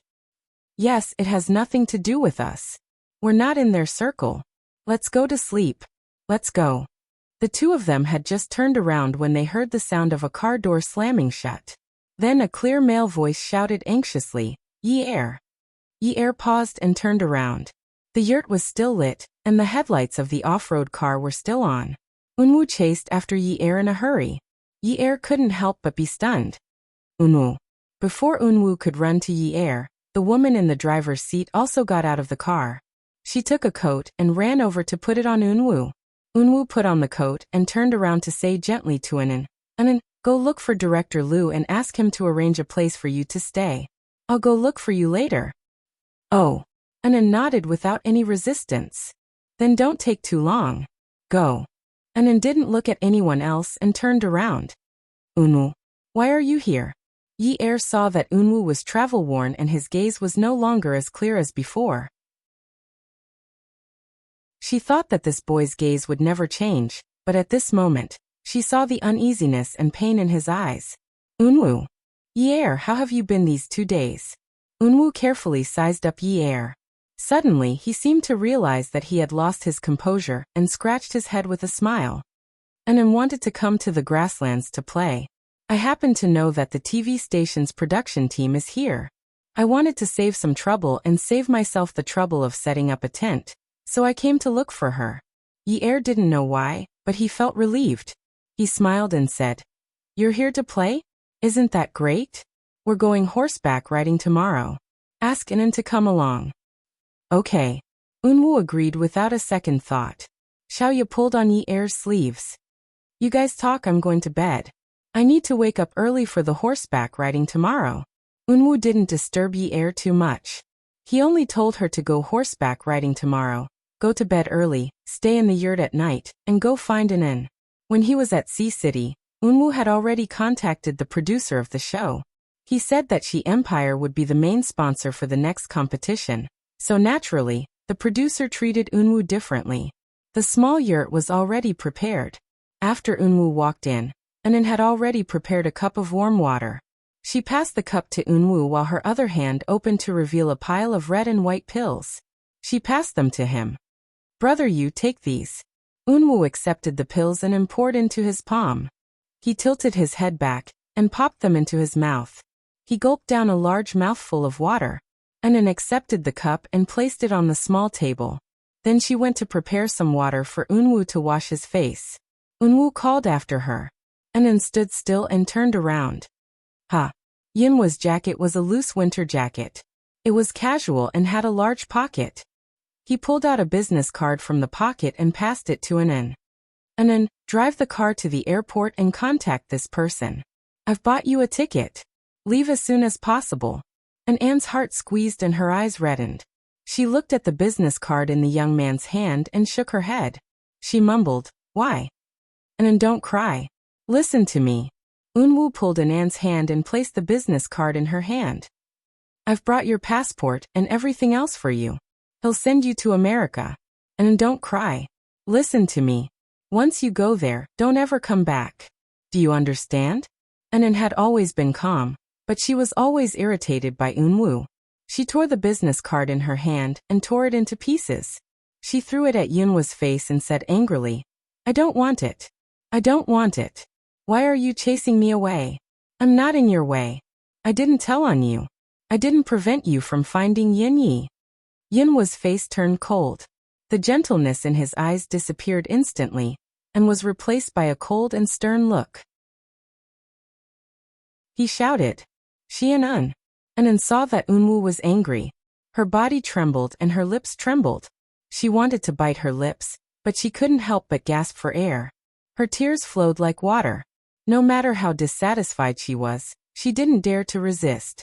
What if I don't leave? You have to leave even if you don't want to. Anan suddenly squatted on the ground and buried her head between her legs. She opened her mouth and bit on her cotton shirt. She tried to hold back her sobs and her words were slurred. I'm not leaving. I'm not leaving. I'm going to tell Grandpa. I'm going to tell Grandpa that you didn't go to participate in the acquisition. You sneaked out to find Yinyi.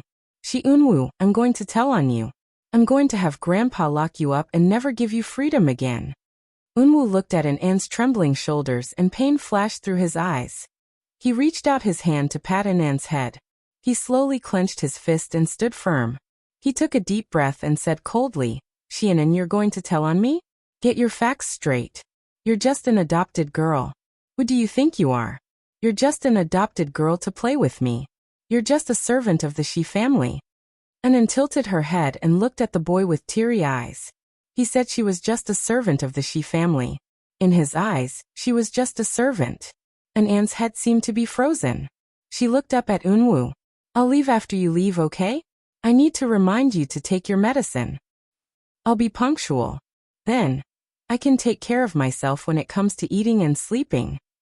When Anan left, it was when the sun rose above the horizon.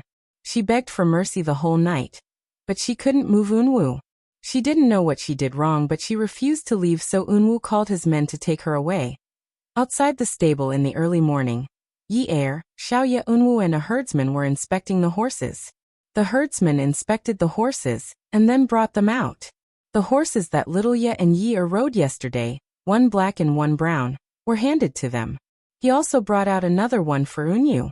Finally, the herdsman brought out the horse that he rode all year round. He touched the horse's mane and said some things that they should pay attention to yesterday. His Mandarin was not standard, but Yi-er and the others could understand. Welfare, Xinwu 799.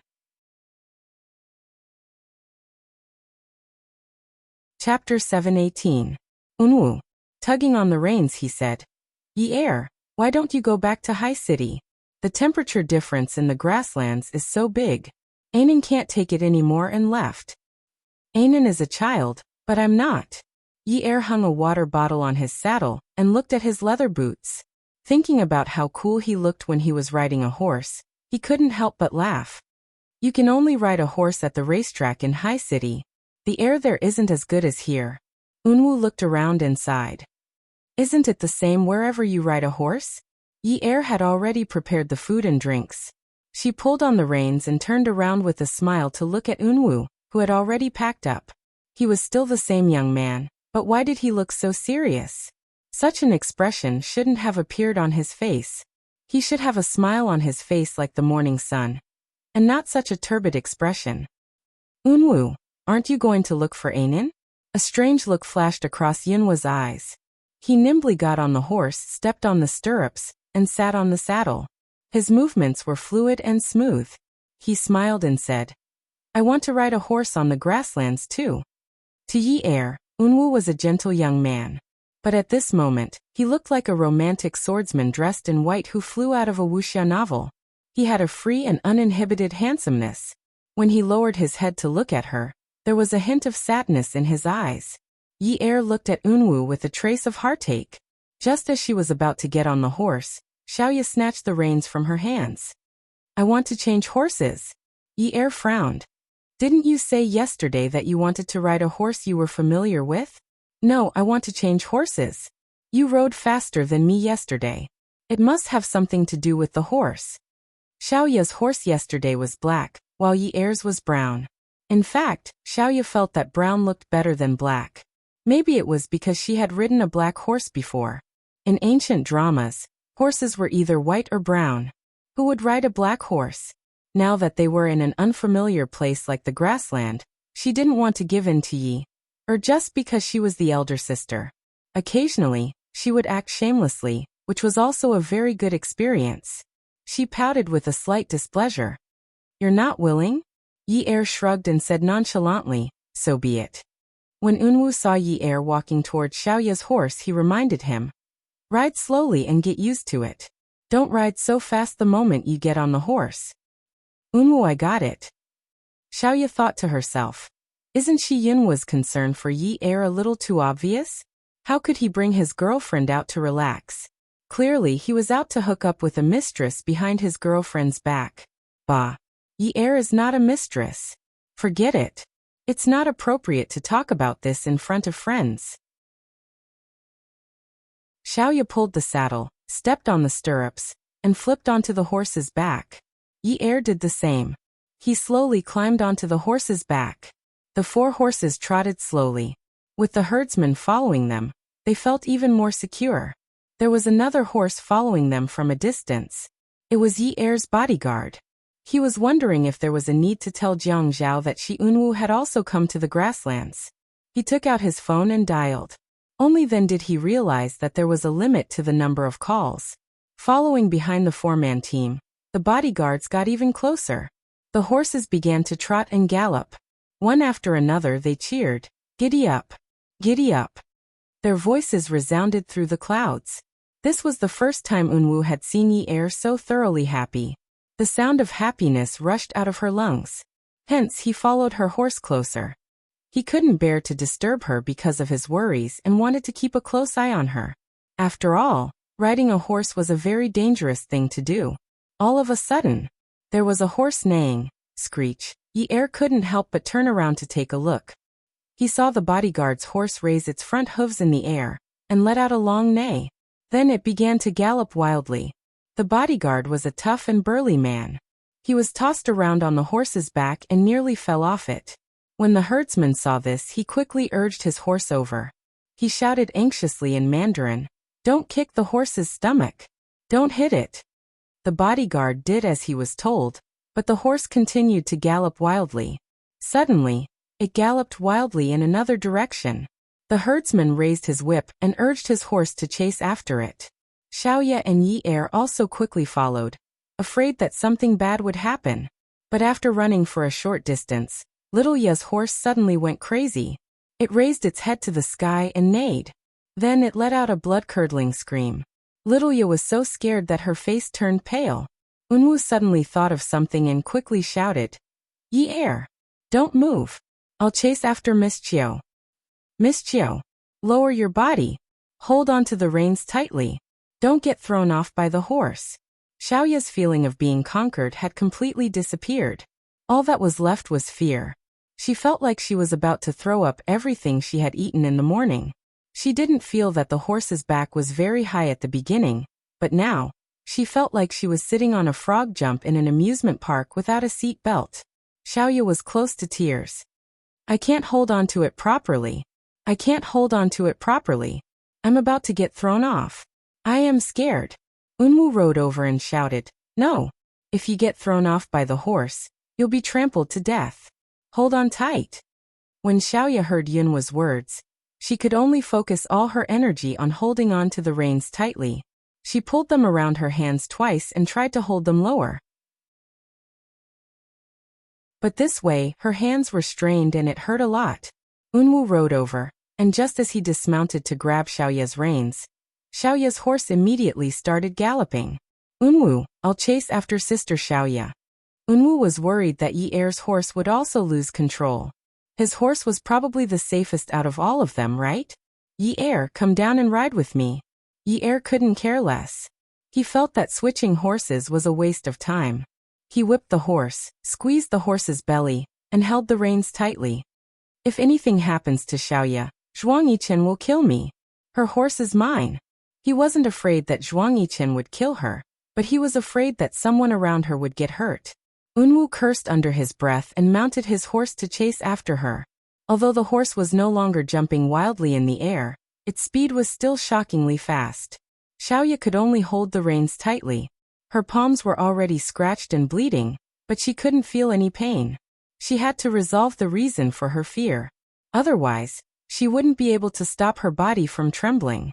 If she ran out of strength, she would definitely be thrown off the horse. "Zhuang Yichen." Xiaoya almost blurted it out.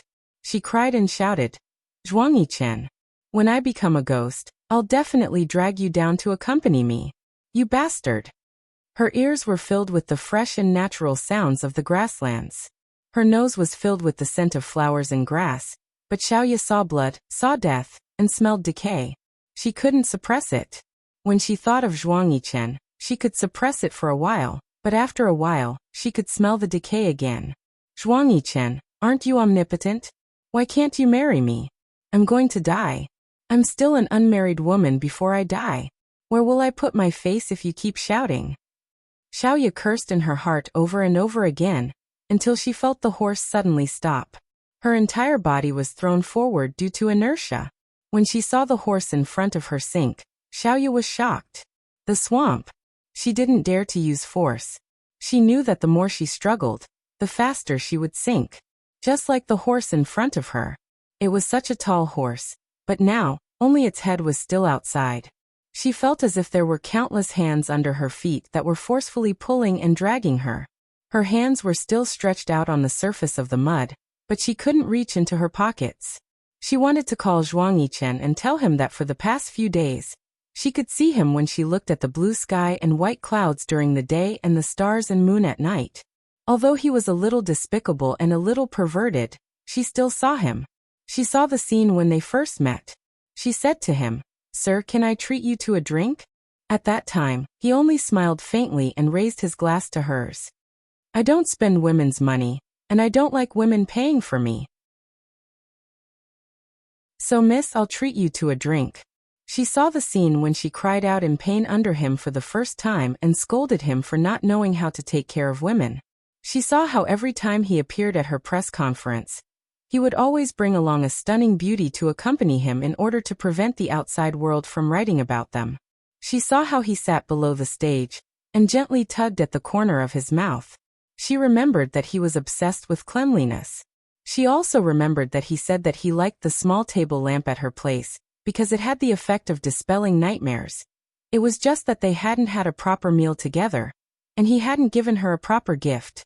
Other than a tie that she made herself, she hadn't given him anything else.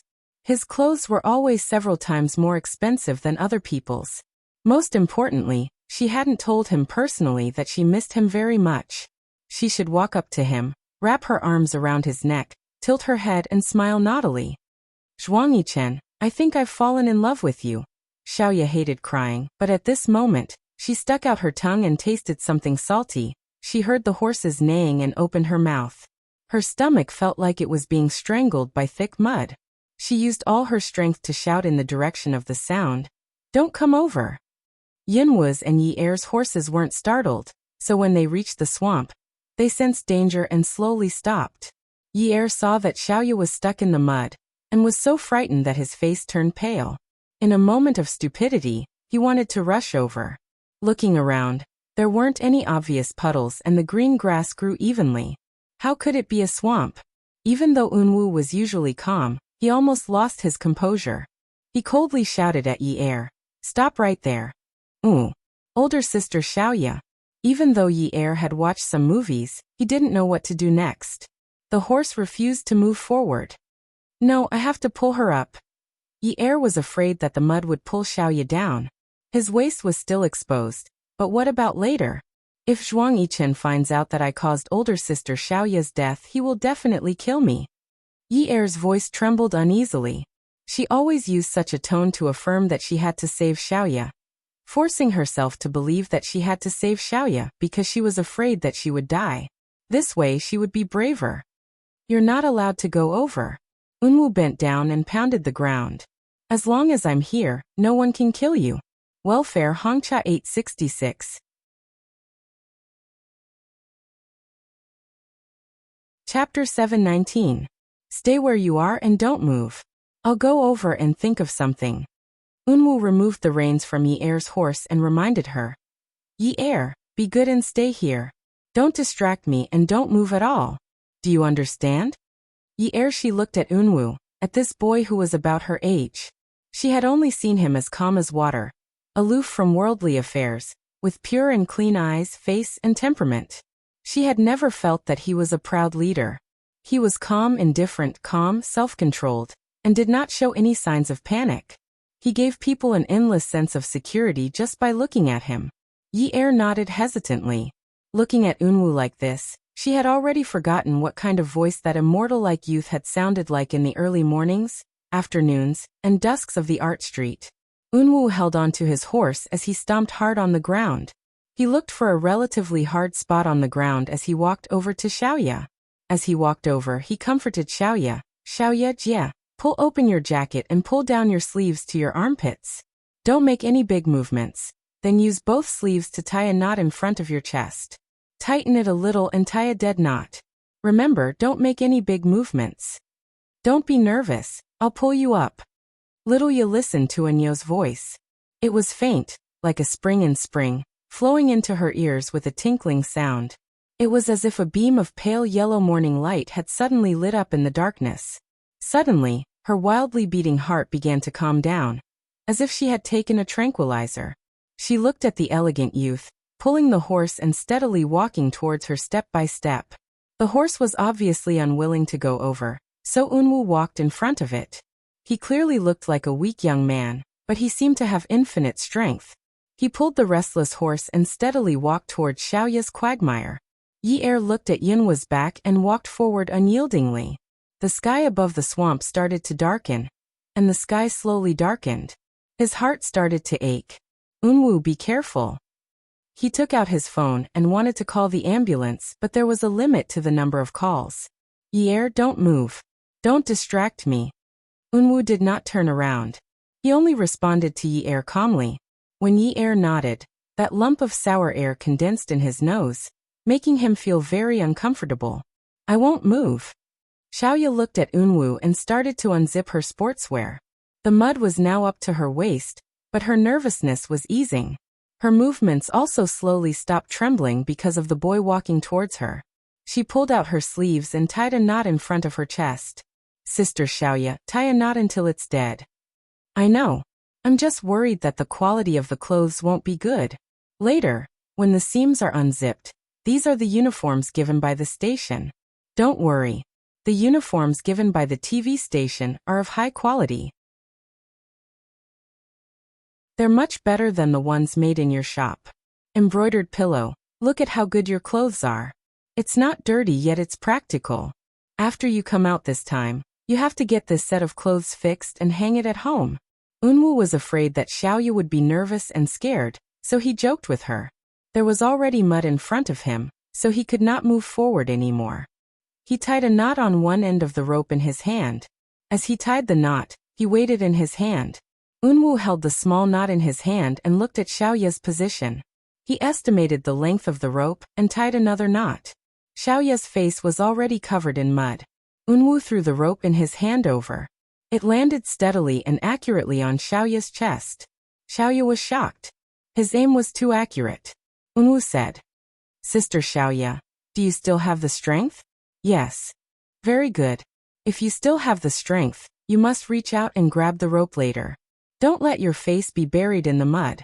I'm afraid you'll suffocate. Don't move it carelessly. I'm afraid you'll break a bone. Listen to me now. Thread the rope through the fixed sleeve in front of your chest. Okay. Xiaoya followed Yunwa's instructions and threaded the rope through the looped sleeve in front of her chest. Sister Xiaoya, tie a knot. Tie another dead knot. You'll definitely kill me. Okay. Xiaoya tied another knot. She tugged at it to make sure it wouldn't budge. Then she said, Unwoo, I'm done. The mud was already up to her chest. Xiaoya felt that it wasn't difficult to breathe. Unwoo had already turned around and tied the other end of the rope to the reins of his horse. Then he pulled the horse in the direction he came from. Unwoo looked at Xiaoya as he shouted, Yi Er, don't move. Unwoo, I'm not moving. I didn't move, I didn't, you don't have to worry about me. Yi Er stood where she was, and the horse beside her was also breathing heavily. It seemed to be unable to suppress its impatience. The more restless the horse was, the more terrified Yi Er was, and the more dangerous she felt. She couldn't help but sniffle. Every time Unwoo told her not to move, she would feel the sour smell in her nose become more and more pungent. Even if she was a block of wood, she should know that with Unwoo and Xiaoya's friendship, he would never risk his life for Xiaoya. All those things that she didn't want to understand on a normal day, at this moment, she understood everything. Unwoo patted the horse as he spoke to Xiaoya. Sister Xiaoya, hold on to the rope and rest your head on your arm. You must not bury your head in the mud. You're wearing boots. If you feel that you can't move anymore, straighten your feet. That way, you can take off your shoes and reduce the resistance. The horse neighed. It seemed to be a little slippery. Unwoo didn't dare to pat the horse too hard to make it move faster. He was afraid that they might accidentally run into another swamp. Xiaoya's body was uncomfortable from being pulled. The rope was pulled taut. When she rested her head on her arm, she lifted it up with just a little bit of strength. Her chest was already pressed against the swamp, but she felt that her legs were about to break from the pull. Fortunately, her clothes were wrapped around her armpits. They were wide and soft. If she used a rope, she would have died from the pain. Unwoo, you're so smart. You're also very smart. You didn't move around recklessly, so hang in there. Don't twist around. Hang in there. Xiaoya nodded. Unwu, you don't have to keep comforting me. Be careful. Yi Er watched from across the swamp as Unwu led the horse alone. He carefully and calmly tried to save Xiaoya.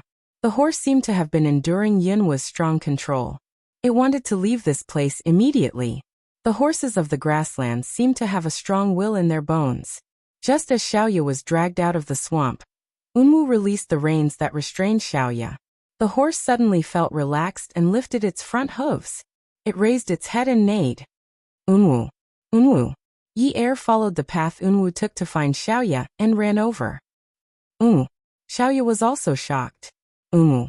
Unwu was kicked into the swamp by the horse and lay on his back. He heaved a sigh of relief. Fortunately, he was not lying on his stomach. But when he heard Yi Er's voice he panicked. Yin, I told you to stay where you are.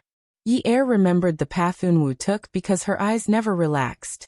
She walked to Xiaoya's side and knelt on the wet ground. She hurriedly untied the knot on Xiaoya's chest. She could not say a word and her teeth chattered as she struggled. Xiaoya looked at the knot on her chest. She saw Yi Er's hands on her chest shaking as she untied the knot. She watched as the water droplets fell on Yi Er's hands. Then she pried Yi Er's hands away and untied the knot herself. She was a clothing designer and knew a lot about fabrics and ropes. She twisted the rope until it became a tight fried dough twist, and began to untangle it inch by inch. The sky was getting darker. Yi Er snatched the rope from Xiaoya's hands and walked to where the horse was standing. She imitated Unwu and tied a knot on one end of the rope. No matter how much Unwu scolded her, she could not hear him. She weighed the knot in her hand and felt that it was heavier. Then she threw it at Unwu. It was crooked and she threw it again. Unwu was a little far from her. Yi Er was so anxious that she cried. Sister Xiaoya, how did this happen? How did this happen? Unwu clearly threw it in front of you just now, but why can't I throw it? Why can't I throw it? Xiaoya was covered in mud and stood beside Yi Er like a clay figurine. Her shoes were gone, but she did not pay much attention to it. She took the rope from Yi Er's hands and imitated Unwu. Then she threw it. It was crooked. Yinwu's breathing quickened, but he forcefully suppressed the rise and fall in his voice. He patiently propped his head with his hand and frowned.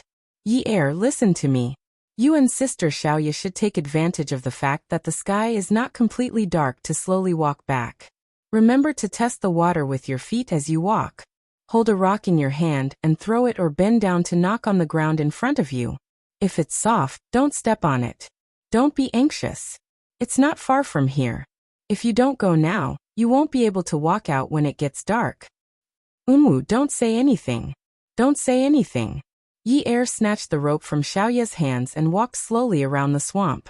He wanted to find a place that was closer to Unwu.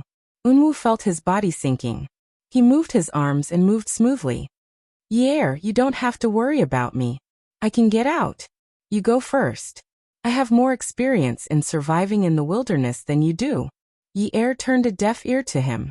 It was only when he reached Yinwu's head that he realized this place was very close. He could not go around anymore. It was a little soft in front of him, so he threw the rope in his hand. Finally, it reached Yinwu's hand. Unwu, hold on to it. I can get out. You and Sister Xiaoya should take this opportunity. The sky is not dark yet. Hurry up and leave. There's a lot of methane in the swamp. Don't you know that it's poisonous? Hurry up and leave. Unwu, if you refuse, I'll go down and pull you up. Yi Er's eyes were shining stubbornly. He stood there and raised his hand to wipe the water stains on his face. Xiaoya was already exhausted, but she still walked along Yi Er's path. She held the rope with Yi Er. Unwu, I'll pull you up with Yi Er. Did they think it was that easy to pull someone out of the swamp? Unwu ignored them. He moved his arms inch by inch and pushed his back. He moved slowly. Yi Er's expression turned cold. He placed the rope in his hand in Xiaoya's hand, and turned around to walk back to the horse. Unwu was shocked. Yi Er, stay away from it. If it doesn't listen, it'll kick you. Welfare Hongcha 866.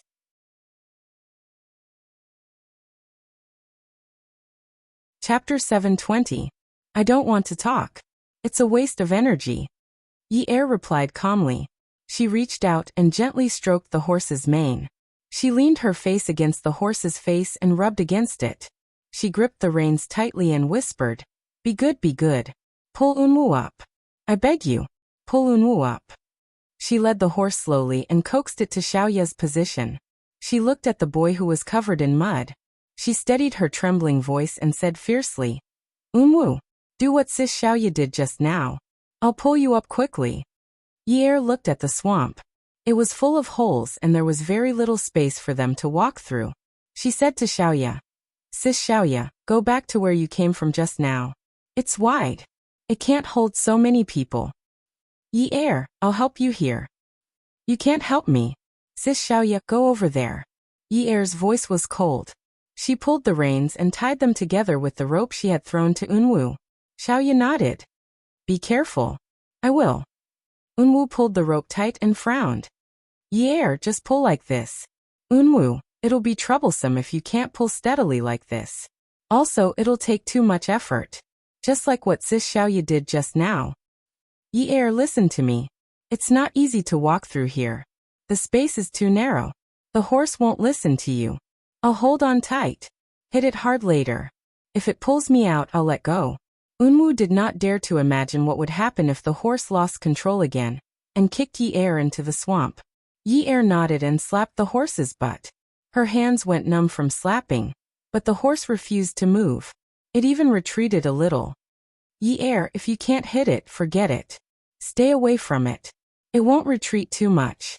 I'll pull it up." And you felt as if something sharp had pierced his body from behind. His back stiffened, and he let out a muffled groan, but it was barely audible. Yi Er was anxious. "Unwoo, don't worry. It'll be done soon." She didn't dare to look back at Ainu's body, which was lying flat on the ground, sinking deeper and deeper. She could only sniff at Ainu, causing large drops of sparkling and translucent tears to fall. Yi Er reached into her pocket and found a bunch of keys with a small Swiss Army knife attached to it. It was only 5 or 6 centimeters long, but it cost nearly 2,000 yuan. Jiang Zhao had given it to her, saying that there were some small tools in it that were small and convenient. Yi Er pulled out the knife. Yi Er's gaze became colder and colder. She was still a little afraid. Her heart was beating fast. She held the knife in her hand and aimed it at the horse's butt. "Unwoo, use your energy. Once you reach me, let go." With that, she stabbed the knife hard into the horse's butt. Screech. The horse whinnied in pain. Yi Er quickly retreated. The horse charged forward. When Unwoo was pulled out of the swamp, the horse also sank into the next swamp. Seeing the horse struggling in the swamp, Yi Er bit her lip. She couldn't bear to see it, and turned her head away. Unwoo quickly stood up. He pulled Yi Er and Xiaoya along the path they came from. They carefully walked out. The horse that had lost its reins refused to move. Unwoo said, "Forget it. Let's think of a way to get out. This is the border. It won't be too dangerous. Let's walk for a while. It might catch up." Yi Er and Xiaoya nodded obediently. Along the way, no one said anything pretentious. "Can't you make a call?" Unwoo asked mildly when they finally walked out of the swamp. Yi Er's hand was still in Yunwa's grip. She didn't break free. She knew that Unwoo was just holding her hand out of habit. He was just afraid that she would accidentally fall into the swamp. Among the three of them, she was the cleanest. Xiaoya and Unwoo couldn't see their original appearances. Their clothes were covered in black mud. The darker the sky, the colder the air. "Yeah, I can't make a call. There's a restriction on the number of calls. I don't know why." "If you can't make a call, then so be it. Maybe it's natural. Maybe it's man-made." Yunwa's voice became softer as they walked. Yi Er could no longer see Yunwa's expression clearly. She could only hear that although his voice was weak, it was still very calm. Unwoo panted and slowly sat down. The sky was dark, but the moon was still bright. He raised his head and smiled at Yi Er. His white teeth could be seen. "Yi Er, I need to rest. I pulled Xiaoya just now and fell into the mud. I'm almost out of energy. You guys keep walking. I'll catch up with you later." Yi Er sat down beside Unwoo. "I'm tired too. I need to rest." Xiaoya leaned against Yi Er and sat down. She leaned against her. Me too. The three of us should lean against each other. It's so cold. Yi Er wanted to take off her jacket. I'm dry. Sis Xiaoya, I'll let you wear it. There's no need. It's cold but the wind is very dry. My clothes have been blown dry. Feel it. The mud has dried up. Xiaoya grinned at Yi Er. Yi Er touched Xiaoya's back. It was true. The mud was so dry that it prickled her hand. She casually touched Yinwa's back. Unwu stood up and dodged. Yi Er's expression changed. She raised her hand to herself. The moonlight was like silver. Although the color of her hand couldn't be seen clearly, Yi Er could clearly feel the stickiness. Trembling, she put her hand to her nose and looked at Unwu, who was on the verge of collapsing. She stood up as well. After a few hours, tears rolled down her cheeks again. She choked and whispered, Unwu. When Yi Er held Unwu in her arms, she started to hate the endless grasslands.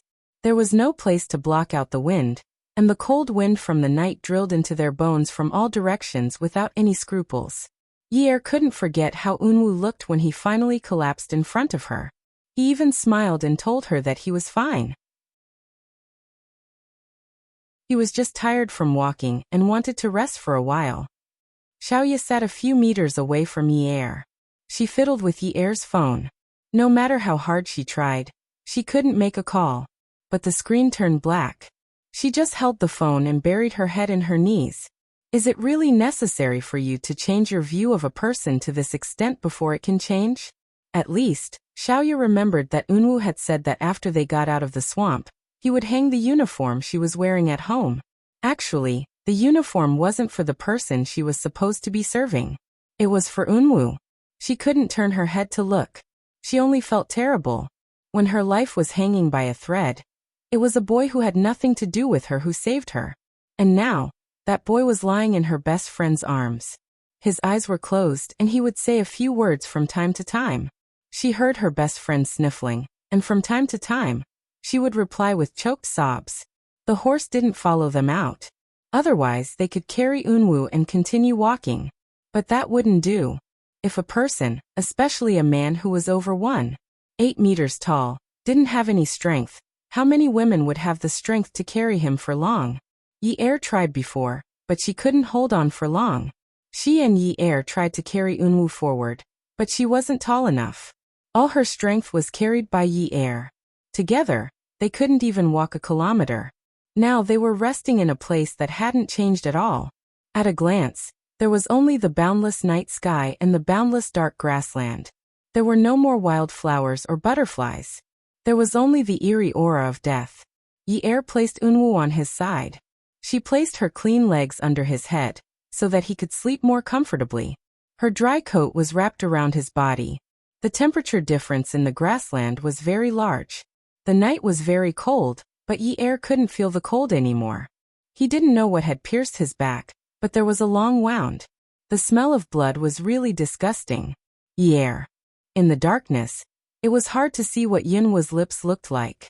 She could only hear that his voice was very dry, as if he was dehydrated. There wasn't a trace of color in it. Yi Er touched Yinwa's face and gently comforted him. Unwu, it's daybreak. I'll go find water. Yi Er, don't feel guilty. Unwu. Yi Er, actually, I don't need to feel sad. I'm going to die. Even if I didn't come this time, I would still die. Don't talk nonsense. Yi Er's hand was on Yunwa's face, and he couldn't stop trembling. My heart isn't good. I had a heart transplant when I was 8. I don't have a long life to begin with. Unwu said this without much regret. It was as if he was talking about someone else and had nothing to do with him. Do you know Anan? She didn't leave because of the temperature difference in the grassland. She was chased away by me. I couldn't keep her around. Grandpa is a person who plans ahead for a rainy day. Anan is a child he adopted. I only just found out that Anan was a match with me since she was young. Grandpa adopted her so that when my heart fails one day, he could swap it with hers. Even though it was night and there were only the stars and moonlight, Yi Er felt like he was looking at a mirror in front of him. His eyes were wide open in shock. Anan grew up with me. She's my little sister. How could I do that? If one day I have to sacrifice my little sister to survive, I can't do it. Furthermore, the surgery might not be a 100% success rate. If I don't live, Anan won't live either. Unwoo sighed. I really can't do it. I've sent Anan away. Even if today's incident didn't happen, I won't be able to live for long, so don't feel guilty, don't blame yourself, just be a good Mrs. Jiang. When the sun rises, you and Sister Xiaoya go out. Go to a place with good water plants. Maybe you'll meet a herdsman. If you stay here and guard me without contacting the outside transportation, you'll die. Even though Yunwoo's voice was soft, he tried his best to speak in a steady and continuous manner. He thought that this way, Yi Er wouldn't notice his weakness. Yi Er shook his head. He hugged the boy's head and shook his head. Unwoo, I won't leave you behind. I won't. No matter what the reason is, I won't leave you behind. Hi. Unwoo sighed. Yi Er, let's talk about something else. Have I ever told you that I like you? Then do you know that I like you? I know. Yi Er, if I had told you earlier, before Jiang Zhao, that I like you and want to be with you, would you have been with me? Would I? Yes. Unwoo reached out and placed his hand on Yi Er's thigh. He brought it close to his face, and then placed his hand under his face. It was very cold, but at this moment he felt a warm liquid dripping onto the back of his hand. It was warm and very hot. Yi Er, in your next life, please be with me. I'll wait for you, okay? Yi Er shook his head. Under the moonlight, his face was already glistening. He reached out to wipe the water off his face and bit his lip. He touched Yunwoo's face with one hand and clutched his thigh with the other. I don't believe in the next life. Powerful novel Xingwu 799.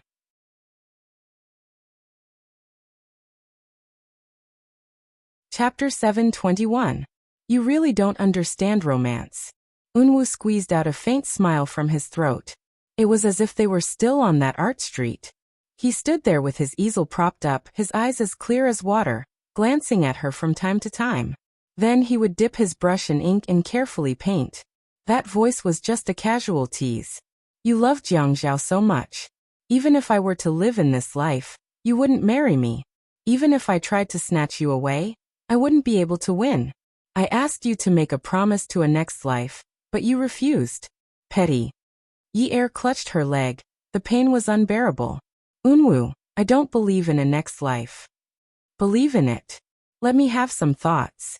At least give me some hope. There was a kind of voice as lonely as snow. There was a kind of waiting as lonely as snow, as white as the sky, with a hint of desolation. Yi Er shamelessly realized that her heart was hurting. Other than Jiang Zhao, she was hurting for another man. Her tears were like diamonds shining under the moonlight, sprinkling on the boy's face. Unwoo. Unwoo let out a long sigh. His breath was getting weaker and weaker. So what if I believe in a next life? Yi Er held Yunwoo's hand tightly, as if trying to hold on to his weak breath. Unwoo, I believe in you. Unwoo chuckled softly with a trace of satisfaction. He had been lying on her leg with his back facing her, but at this moment he turned his head, opened his eyes and looked at Yi Er. The moon was like silver. Under the clear moonlight, his gaze was as clear as water. The joy in his eyes was as dazzling as the sunlight in the day. Then in the next life, marry me. You're not allowed to regret it. I'll let you go in this life and let you live happily with Jiang Zhao. I won't regret it. Yi Er, you can't forget. Remember that you promised me a next life. I won't forget. Unwoo, I won't forget. Yi Er couldn't see the pair of gems that reflected the moonlight. His eyes closed again. Yi Er hugged Yunwoo's head tightly. No matter how much she shouted, Unwoo didn't respond to her. Yi Er's shoulders trembled violently. She choked with grief. Unwoo, don't sleep. Unwoo, you're going to the other world so early. Do you want me to die too? Can't you live a few more years and wait for me? Unwoo. After a while, Unwoo weakly said, Yi Er, if I'm lucky enough to live a little longer, let me pursue you just once. The thing I regret the most in my life is missing you and letting Jiang Zhao beat me to it. What a pity. Yi Er hurriedly nodded. Okay. Then you must pursue me. The thing I regret the most in my life is not being pursued properly. Anyway, I'm already divorced. You can do it. We're both single. You must pursue me. Ah. Unwoo chuckled, but only he could feel the bitterness in his throat. It was so bitter that even his tongue felt numb. Yes, I'll definitely pursue you properly and learn everything I can about pursuing girls. Yi-er, you're the first girl I've ever liked. You're the only girl I've ever liked. I must pursue you. Yi-er didn't know why, but Yunwoo's words were always very coherent. Although he was a little weak, he didn't seem to be panting and seemed very stable. But after he finished speaking, there would be no response for a long time. It was as if this person would never speak again. It caused the surroundings to be shrouded in a heavy aura of death. Countless military off-road vehicles were sweeping the grassland in all directions with their headlights on. The barking of police dogs could be heard one after another on the grassland. Helicopters were flying along the grassland with high-powered searchlights on the ground, searching carefully. Jiang Zhao sat in the helicopter. His ears were filled with the deafening sound of the propellers and motors. He looked out the window. Under the high-powered searchlights, the grassy plains were fanned by the propellers. The wind was blowing, causing ripples on the grassy plains. His brows were furrowed tightly, and his face looked as if it was carved out of stone. It was so cold that it was hard. The meeting was not over yet. When he heard that Yi-er was missing, he left everything behind and left. The bodyguards had been found, but Yi-er was still missing. Ever since the search and rescue was arranged, he had not said a word. He only looked at every corner that he could see. He was so serious that even the pilot was a little shocked. There was another person who had the same expression as him. It was Zhuang Yichen, who was sitting at the back of the helicopter. This was the first time Zhuang Yichen and Jiang Zhao were sitting together in public. But their purpose was the same. They were looking for someone. He didn't have the time and mood to reminisce. He just wanted to find that woman as soon as possible. The walkie-talkie was reporting some useless information. Jiang Zhao and Zhuang Yichen could only focus their attention outside. At this time, a long string of coordinates was reported from the walkie-talkie. The pilot replied excitedly, "Roger, Roger. Snow Wolf, Roger. Mayor Jiang, we found 3 people over there. Let's go over now." Jiang Zhao immediately sat down. 3 people? Yes, 3 people. Xiaoya was holding her mobile phone and turned on the flashlight function. She pointed at the helicopter in the sky. "There are people over here. There are people over here." When Zhuang Yichen saw Xiaoya, his heart skipped a beat. Who was that person? Her hair was all black, and even her hair was covered with mud. Usually, she would not make such exaggerated movements. But he could still catch a familiar figure from those exaggerated movements. On the other hand, Jiang Zhao recognized Yi-er at a glance. It was so cold at night, and she was not wearing much. The strong light shone on her, but she did not even lift her head. She just hugged the head of the person who was lying on her lap tightly. She lowered her head. Before Unwoo was sent to the operating theater, Shi Zhentian rushed over. Unwoo had been put on an 4-drip, and was no longer in a coma. In the ward, Shi Zhentian was crying on top of Unwoo. When he called out his grandson's name, he felt he had aged instantly. Unwoo. Unwoo pulled Shi Zhentian, and Shi Zhentian put his ear close to Yunwoo's lips. Yi. Don't touch her again. I beg you. Unwoo was struggling to speak. Shi Zhentian was shocked and looked at his grandson. You know about it? This was considered a silent acknowledgement. Unwoo knew about Shi Zhentian's love for him. When he thought about it, he regretted that he always stayed in the studio. It made his grandfather think that Yi-er was bothering him. That was why he wanted to kill her to get some peace and quiet. The 2 families would not be hurt. But if Yi-er was really dead, he would rather die early. How could he get some peace? He touched Shi Zhentian's hand and said softly and intermittently, "Yes, I know. But I won't tell anyone. Grandpa, don't touch her again." From the beginning to the end, it was my wishful thinking. She didn't do anything wrong. But Shi Zhentian did not expect Unwoo to see through him like this. She is my wish to live. Grandpa promises you. Unwoo seemed to be worried and refused to let go of Shi Zhentian's hand. Even if I'm not around, don't touch her. Unwoo, you're not allowed to talk nonsense. Yunwoo's eyes reddened, and he said anxiously, Grandpa, I didn't even kill Jiang Zhao. How could you hurt her? How could you bear to hurt me like this? Yinhua's eyes were filled with deep pain. Do you know how many times I wanted to kill Jiang Zhao? I even loaded the gun. You know how accurate my shooting is. I know how to assemble a gun. If I really wanted to kill him in a chaotic situation, they wouldn't be able to trace it back to me. But Grandpa, you didn't allow it. You said that I couldn't hurt anyone from the Jiang and Qin families. You were talking about righteousness and kindness. But Yi Er is Jiang Zhao's wife. She is also a member of the Jiang and Qin families. How could you? Unwu, you're a femme fatale. Shi Zhentian felt his heart ache when he thought about how Unwu was obsessed with a woman in the past. How could he let a woman ruin Yunhua's life? Once a person died, they would slowly forget everything. Grandpa, you said that a femme fatale? What was the cause of the disaster when I was 8? Unwu calmed down and looked at Shi Zhentian indifferently. You. Shi Zhentian didn't expect that Unwu would still use the murder case to provoke him at this time. Grandpa, you should be grateful to her. You should be grateful to her for letting your grandson experience the feelings in this world other than family. At least he didn't come to this world in vain, right? Yinhua's clear eyes overflowed with tears. Grandpa, I love you. I also love. Yi Er, don't hurt her anymore, okay? Shi Zhentian couldn't look into Yinhua's eyes.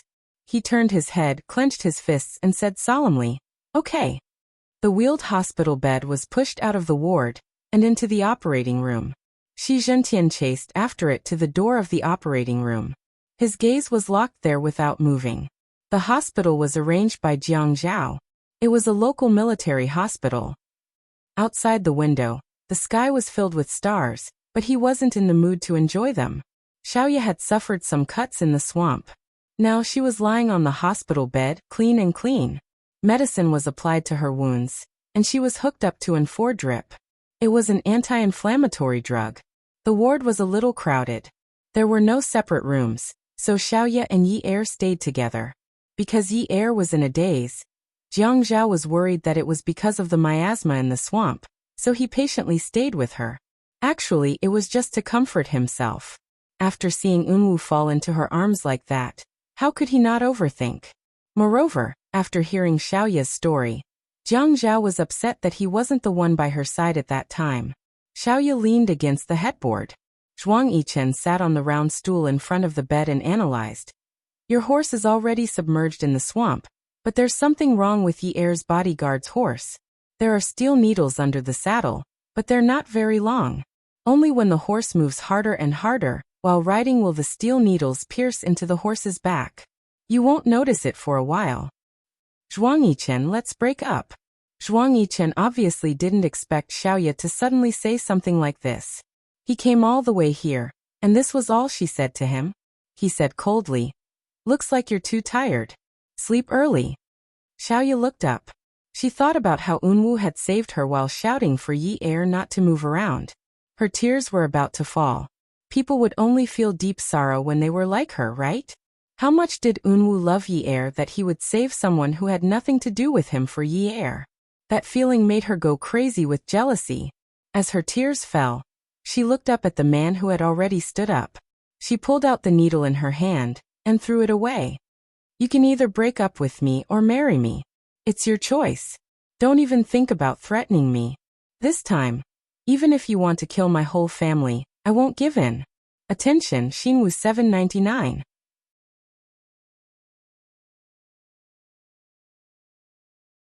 Chapter 722. Jiang Zhao heard the argument behind him and turned around. He happened to see Zhuang Yichen's flat back swaying slightly. Nonsense. Zhuang Yichen pressed Xiaoye back into the blanket and turned around to look for the nurse. Xiaoye didn't argue. She lay there quietly. Don't you think it's troublesome? Do you think it's a pity that you didn't collect my body today?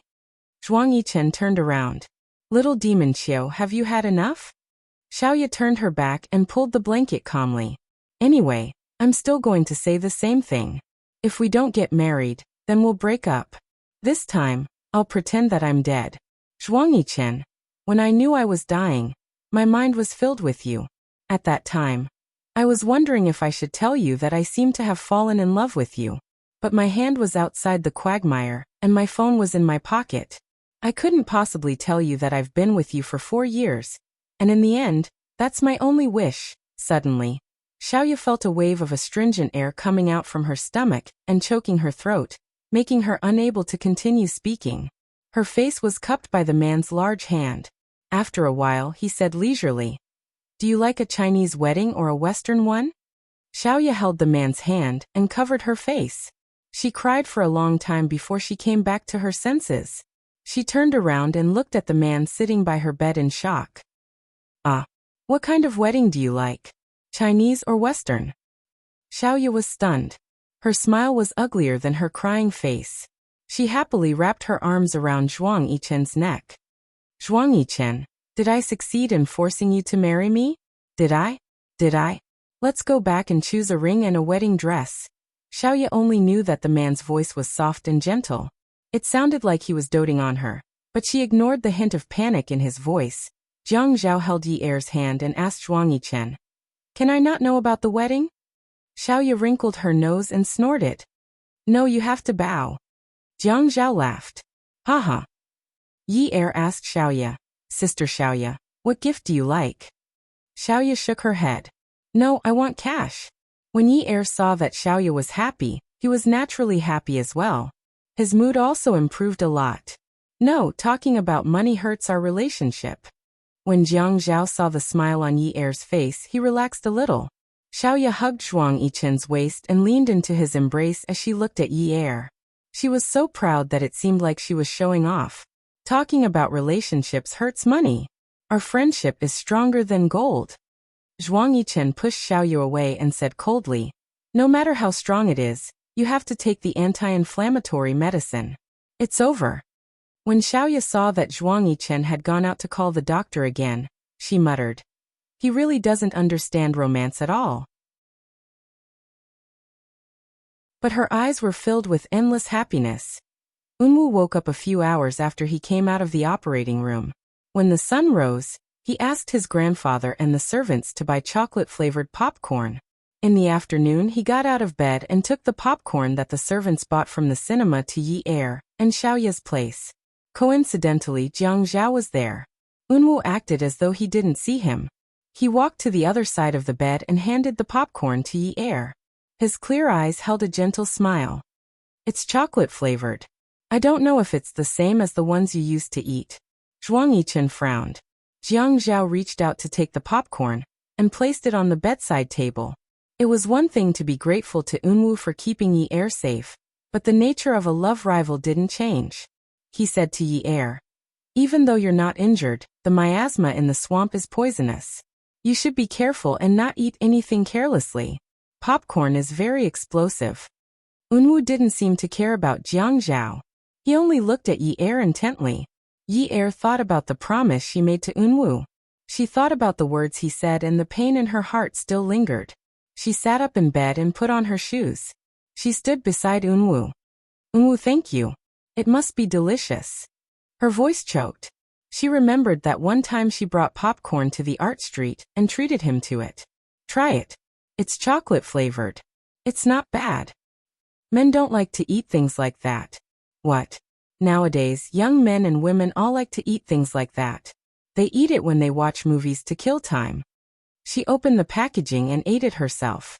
It turned out that he remembered it after that one time. Jiang Zhao suddenly felt a stone pressed down on his heart. He had never known that Yi Er liked to eat things like that. He had never known. Seeing Jiang Zhao stand up, Unwu smiled. He actually didn't want Jiang Zhao to misunderstand. It was just that there were some things that he wanted to do in the past but couldn't. He wanted to fulfill some of his wishes. He was a little selfish, but he had already made himself magnanimous enough. "You rest. I'll go rest too." When Jiang Zhao saw Unwu leave the room, he didn't say anything and followed him out. Yi Er was afraid that Jiang Zhao would do something stupid again, but when she went out, she saw that Jiang Zhao and Unwu were clearly heading in different directions. When Jiang Zhao returned, Yi Er found out that Jiang Zhao had gone to get discharged. On the plane, just as Yi Er was about to speak, the silent Jiang Zhao interrupted her. "Yin Yi, don't even think about falling in love with someone else. Zhao, I promised Unwoo that he would pursue me. Yin-er, you're really something. Jiang Zhao glanced sideways and saw Yi-er looking at him with tears in her eyes. His heart ached. You've only been separated from me for a few days. Zhao, listen to me. I don't want to listen. Unwoo is going to die soon. Yi-er reached out to cover her face. She was afraid that she would lose her composure, but she still felt unbearable grief. He only had one wish. Jiang Zhao looked up. He wasn't wearing a shirt or suit, so he thought that his tie was strangling his neck. When he reached out to pull it off, he realized that he wasn't on a business trip. He was only wearing a simple t-shirt. Don't try to fool me with this. Yi-er pressed her palm against her forehead and rubbed it. He had a heart transplant when he was 8 years old. He's going to die soon. When I checked his breathing, he was almost out of breath. After thinking for a long time, Jiang Zhao couldn't calm down when he heard the heartache in the woman's voice beside him. At a time like this, he had actually lost to Shi Unwoo. Just because he was healthy, Shi Unwoo was going to die? I can give him other things in return for protecting you, but I don't agree to this. He only wants to pursue me. I won't do anything to let you down. Jiang Zhao looked at Yi-er. How was she asking for his opinion? She was clearly forcing him. Her attitude was so unyielding.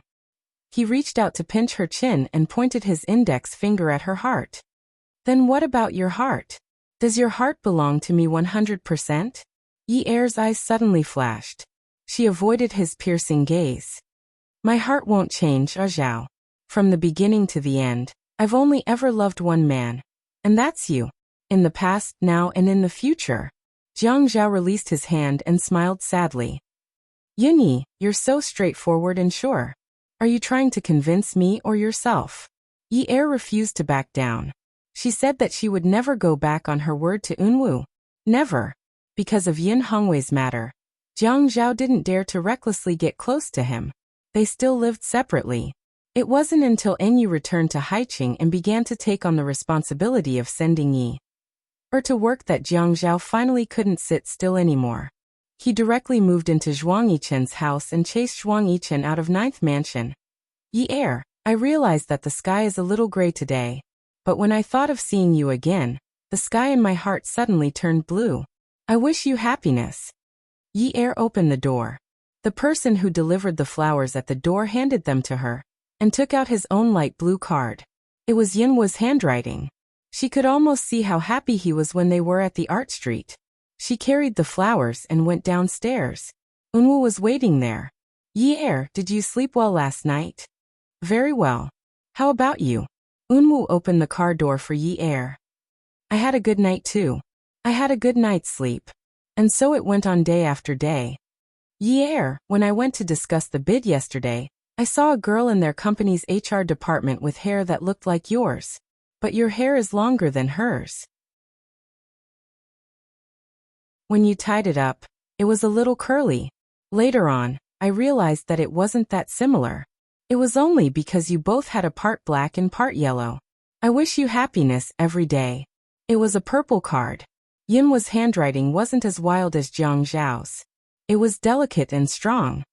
Yi-er, after I sent you to work yesterday, it started raining and the roads were very congested.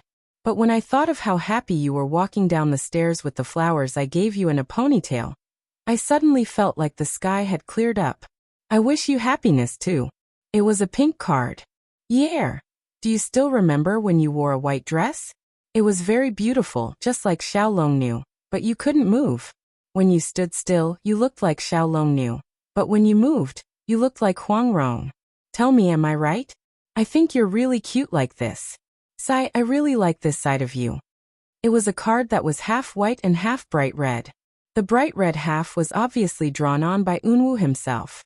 After an entire week, Jiang Zhao couldn't tolerate this anymore. No matter how Yi-er felt about it, he couldn't accept it. But if he spoke more harshly, Yi-er would say, "Aren't we divorced?" And she would say something like, "It's not like I've done anything inappropriate with Unwoo. We haven't even held hands." Good Lord, so what if they hadn't held hands? Psychological infidelity was still infidelity. At this juncture, could he say that he hadn't even signed the divorce agreement? Could he say that they hadn't gotten a divorce certificate? Of course, he couldn't say that with that woman's IQ. He could still deceive her a little. The reason for their divorce was because of Yin Hongwei. This was a bottom line that no one wanted to cross. He couldn't even tell her that they were still husband and wife. He was thinking that this was his retribution, right? Back then, he was so confident that he could have her in the palm of his hand. With one phone call and timing, even if she had just come out of the bathroom dripping wet, she would still have to run downstairs to see him. He had always been controlling her, but now his emotions were being led by the nose by her. Was this the legendary inner strength backlash? Beauty novel Xingwu 799.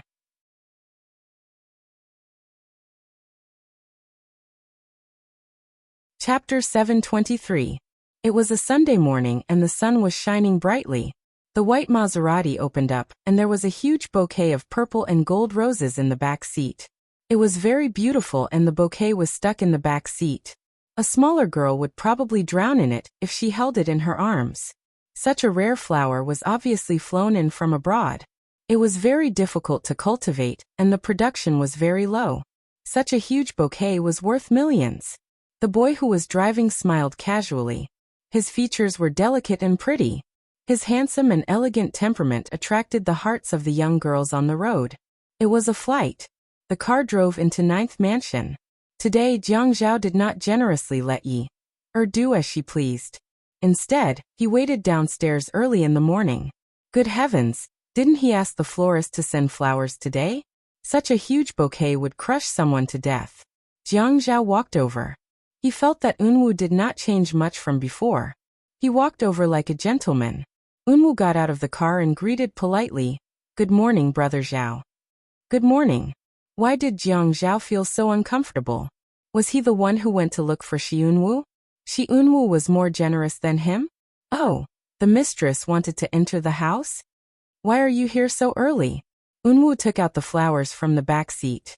The bouquet was too big and blocked his chest. It looked very heavy. However, the boy was so beautiful that he looked like a peach blossom. I'm here to deliver flowers to Yi Er. Jiang Zhao spat in his heart. Bah. That's my wife. King make it sound like she's the real deal. If it wasn't for the fact that this was not the time to quarrel with his wife, he would have chopped you up. Oh, I'll just bring it home for her. You've spent a lot. Jiang Zhao emphasized the words bring it home. He took the flowers from Unwu like a gentleman, and looked at Unwu meaningfully. Shi Unwu, what trick are you playing? Unwu shrugged innocently. Then I'll have to trouble you, Zhao bro. Then she turned around and got into the car. She looked at Jiang Zhao with a smile in her pure eyes. I'll ask Yi Er later if he likes it. Jiang Zhao almost vomited blood. Mother ***. That was his wife. And he still had to bring flowers upstairs for his mistress. His mistress was much more magnanimous than him. ***. In Jiang Zhao's mind, he had never used so many vulgarities before. However, during this period of time, he had used the most vulgarities. Suppression. Suppression. Just as he turned around and went upstairs, his phone rang. It was Zhuang Yichen. Hello. Brother Zhao, how long are you going to stay in my house? What's wrong? I can stay as long as I want. Jiang Zhao thought about it. That's not right. What he said was too ominous. Stay for a few more days.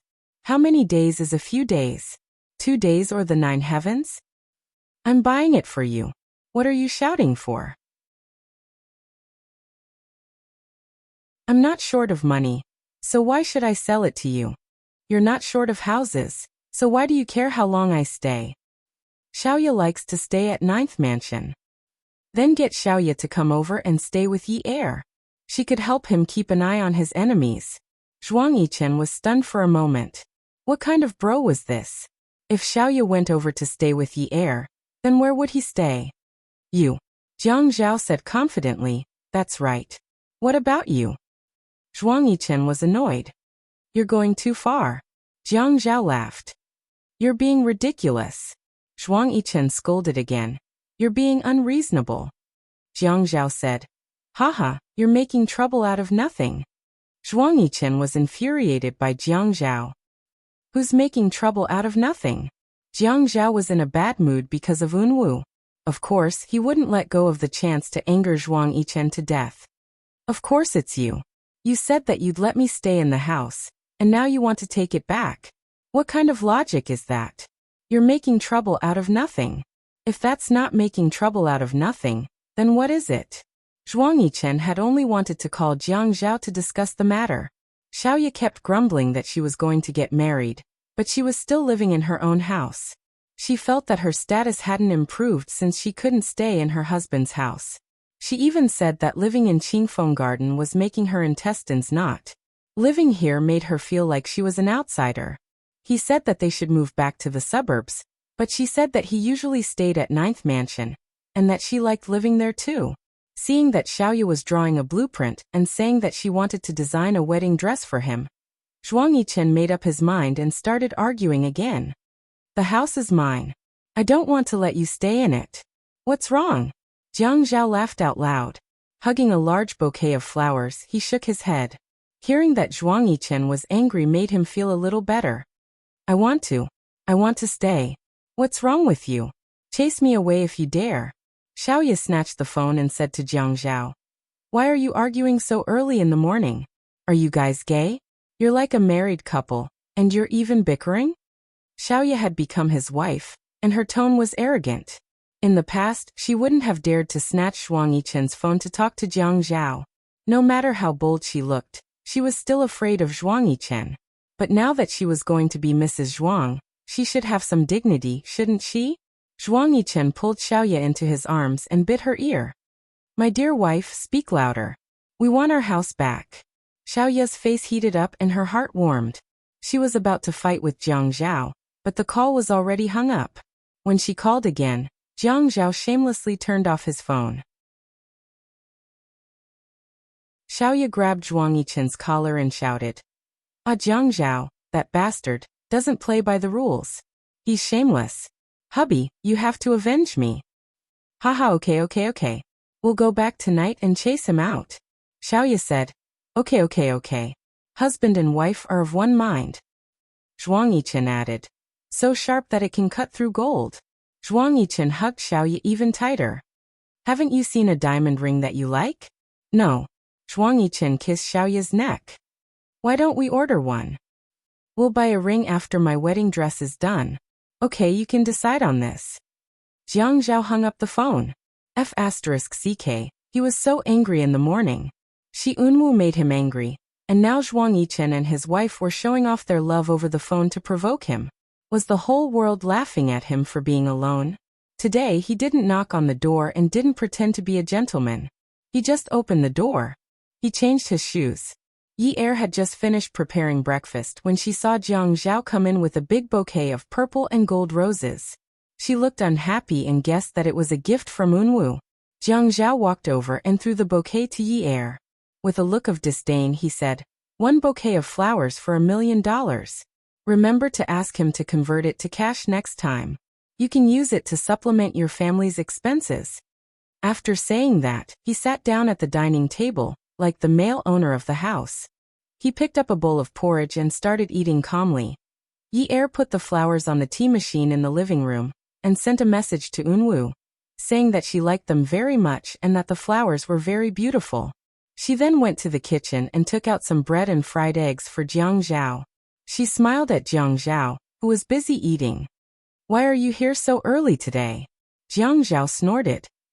If I didn't come early, would you have gone out for a ride with him? She held the bread in her hand and wrapped Jiang Zhao's favorite side dishes in it. She handed it over. Even if he went out, it was just for a ride. Don't think too much. I told you everything clearly, but you still don't believe me? I already told you that he doesn't have any bad intentions. Jiang Zhao took it as the annoying man downstairs. He took a big bite. I'm here today because I need to talk to you about something. What is it? You have to go to G City with me. Did something happen to Shen Xian again? Yi Er was really worried about that beauty. No, they're getting married soon. Shen Kai wants to go and see Shen Xian. Because of the Qin family, Shen Kai wants me to go with him because we went together last time. Jiang Zhao racked his brains to make up some nonsense. Shen Kai was indeed in G City and would go there every week, but he didn't invite him to go with him. However, it didn't matter if he wasn't invited. He would make the invitation a reality in a while. In short, it was right not to let Yi stay in High City. Eunwoo was like a lingering spirit that was a master at picking up girls. When he saw Yi hugging those flowers every day, his eyebrows flew up. It's not the wedding, so we don't have to go, right? When it's the wedding, we have to go and attend the ceremony anyway. Isn't it normal for us to go? We're not Shenxian's family. How can we follow Shenkai? You're still young. What do you know? Do you think it's just going to see his sister with Shenkai? There are so many things that I can't explain clearly in a short time. I'll tell you slowly on the way. Jiang Zhao felt that it was not a problem for him to fool a woman like Yi. He could make it sound more serious, and that stupid little fox could only listen to him obediently. As for an explanation, he really hadn't thought of a good one. Rather than saying that he would tell her slowly on the way, it was better to say that he would think of a way to explain it to her slowly on the way. Just as Jiang Zhao thought. Yi really didn't dare to think about it in detail. She didn't understand the benefits and transactions between these families. At least, she didn't understand it deeply. It was just like how Jiang Zhao had analyzed why the Qin family didn't help the Han family last time. How would she be able to figure out the mystery behind this? When are we going? Jiang Zhao was delighted. After breakfast, you can pack your things. I'll go back and pack my things too. We'll set off immediately. Yi looked at the clock on the wall. So soon? Jiang Zhao realized that his lying had reached another level recently. Of course. Why else do you think I'm here so early? It's the weekend. I should be sleeping in. Jiang Zhao used his work speed. After eating, he threw down his bowl and left. He also asked Yi to pack her things quickly. When they reached the airport, Jiang Zhao realized that they seemed to be escaping. Yi sent a text message to Eunwoo, saying that she was going to G City. Eunwoo said that she wanted to have fun. Shenkai was already in G City on Saturday. Jiang Zhao had already told Yi in advance to keep it a secret. When they reached the hotel, Jiang Zhao asked Yi to accompany Shenxian, and said that he had something to discuss with Shenkai. As a result, Yi believed that Jiang Zhao had to come to G City. Although Shenxian would be considered a suspect if she had to go through legal procedures, she could still move freely in the Pei family. However, everyone knew that the Pei family was powerful in the south. Even if Shenxian wanted to escape, it would be easier for her to break out of prison. After they left, the Pei family sent a chauffeur to take Yi out for a walk. Yi and Shenxian sat in the back. Shenxian was more silent. This was different from the Shenxian that Yi remembered. Shenxian had been in the limelight for the past 2 years in Haicheng. She was known as a playboy and changed boyfriends one after another. They were either playboys or third-rate celebrities. Other than those who had good looks, none of them were decent. However, at this moment, Shenxian was sitting quietly by the window. She was completely different from the beautiful women in the headlines who wore heavy makeup and showed off their waists. Her black hair was tied up behind her head. She was as still as a puddle of water. She looked like a weak woman who could not withstand the wind. The orange sunlight shone on her face. On her porcelain-white skin, her thin hair glowed faintly. When she looked out of the window, her side profile was so beautiful that it could not be imagined. Yi could not help but swallow his saliva. He patted his chest and asked, "Where do you want to go?" Shenxian stared out of the window and said faintly, "Accompany me to get a tattoo." There was no discussion. She wanted to get a tattoo. Yi had a Persian chrysanthemum tattoo on his ankle before. He did not know what Shenxian wanted to get. Shenxian turned her head and smiled faintly. "I want to get a ring tattoo." Yi frowned slightly. "Ring?" "Yes, ring." Shenxian turned her head away again. Her voice was choked. Ad. Hongcha 866.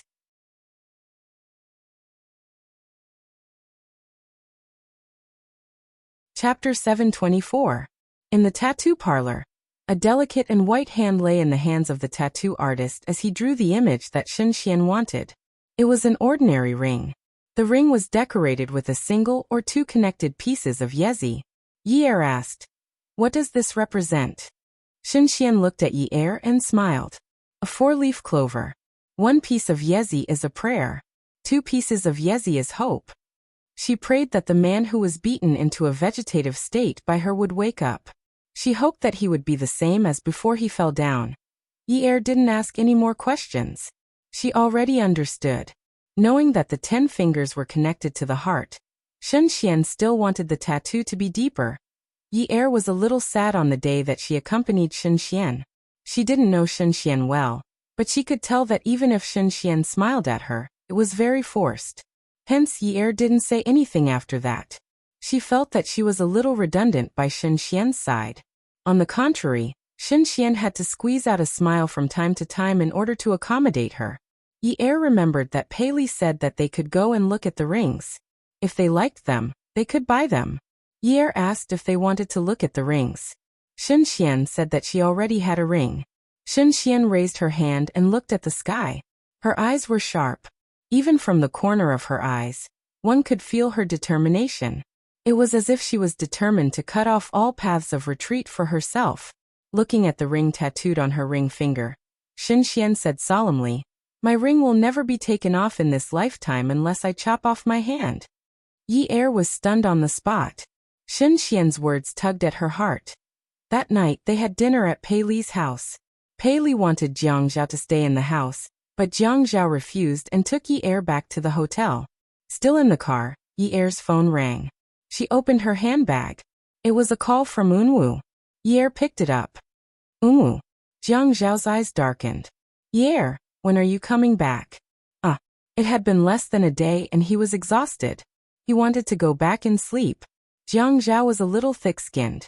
He stuck his face close to Yi's phone and listened to the call. Xianyo, that fellow, he just wouldn't give up. "Grandpa is taking me abroad for heart surgery the day after tomorrow. There will be a ball tomorrow night, and he wants to invite you." Yi was overjoyed. "Have you found a suitable heart?" "Yes, I found it." "Yes," Yi said, "yes, tomorrow. I'll definitely be there." Yi hung up the phone and her eyes curved into crescents. When Jiang Zhao heard the contents of the phone call, his nerve endings started to spew fire. "Yi, I've let you do as you please for so long. You've had enough. You're having a good time two-timing, aren't you?" Yi put the phone back into her handbag. "I'm not. I told you before that Unwu is just my friend." "You're the only one who didn't believe me. Is there a need to be like this for friends? When Zhuang Yichen was in trouble, didn't you also act quickly? How can it be the same? You and Shi Unwu are of the opposite sex. How can it be different? There are people of the same sex who are together. I didn't even suspect that there was something going on between you and Zhuang Yichen. Besides, we're still divorced." Jiang Zhao felt suffocated by Yi's words. He really wanted to take a hammer and knock her out. In Yunwa's art studio at the Shi residence in Haiqing, Unwu sat in front of his desk. There was a stack of letters and envelopes on the table.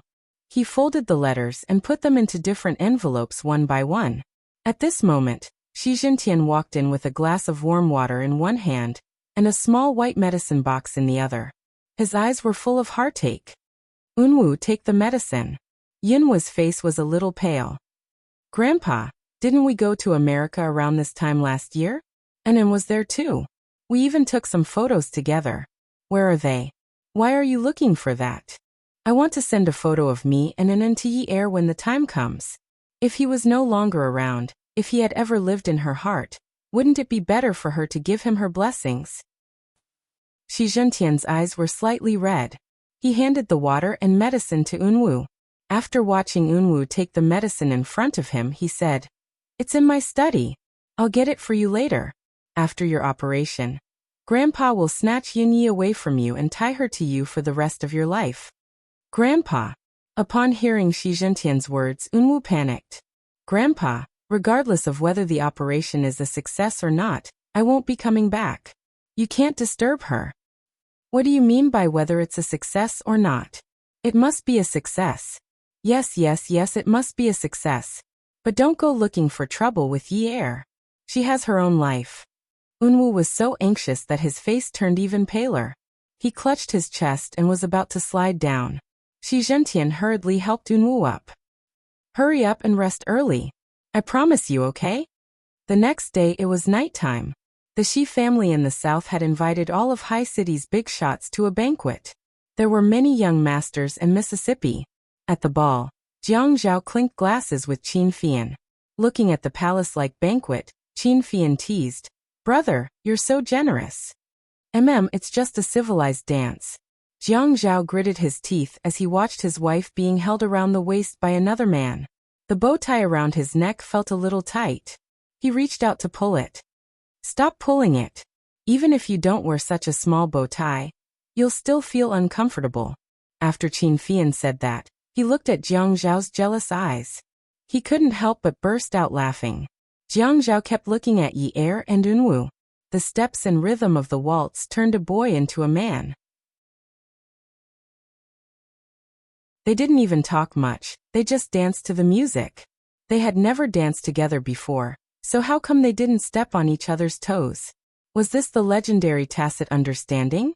He suddenly remembered Qin Fian's advice. Dancing was the easiest way to develop tacit understanding. D***. As soon as he stepped out, the music stopped. He walked to Yi Er and Unwu. They were about to speak when Jiang Zhao pulled Yi Er out of Yunhua's arms with a seemingly gentle smile.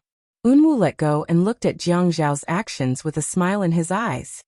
He bowed slightly to Yi Er in a very gentlemanly manner to express his gratitude. Yi Er felt a little awkward as she was dragged out by Jiang Zhao. Unwu looked at Yi Er's obedient manner. He scratched his head and laughed. Since Jiang Zhao cared so much about her, she would definitely be happy in the future. Yi Er was pushed into the car, pulled out of the car, pulled up the stairs and pushed into the house. Yi Er remembered Yunhua's words when he brought her to the dance floor. "Why don't you provoke Jiang Zhao a little? You'll definitely like the way he looks when he's jealous of you." A girl should make the man she likes nervous for her. Only then can she satisfy her vanity, right? "How did you know?" "In order to pursue you, I did a lot of research." Yunhua's smile was pure and clean. At this moment, she looked at Jiang Zhao's ashen face and thought about Yunhua's words. Something warmed her heart, but she didn't show it. As soon as the door closed, the man pressed against her. When his lips touched hers, there was still a wisp of wine fragrance. The force of his grinding on her lips was hurried and heavy, and the breath coming out of his nose was also heavy.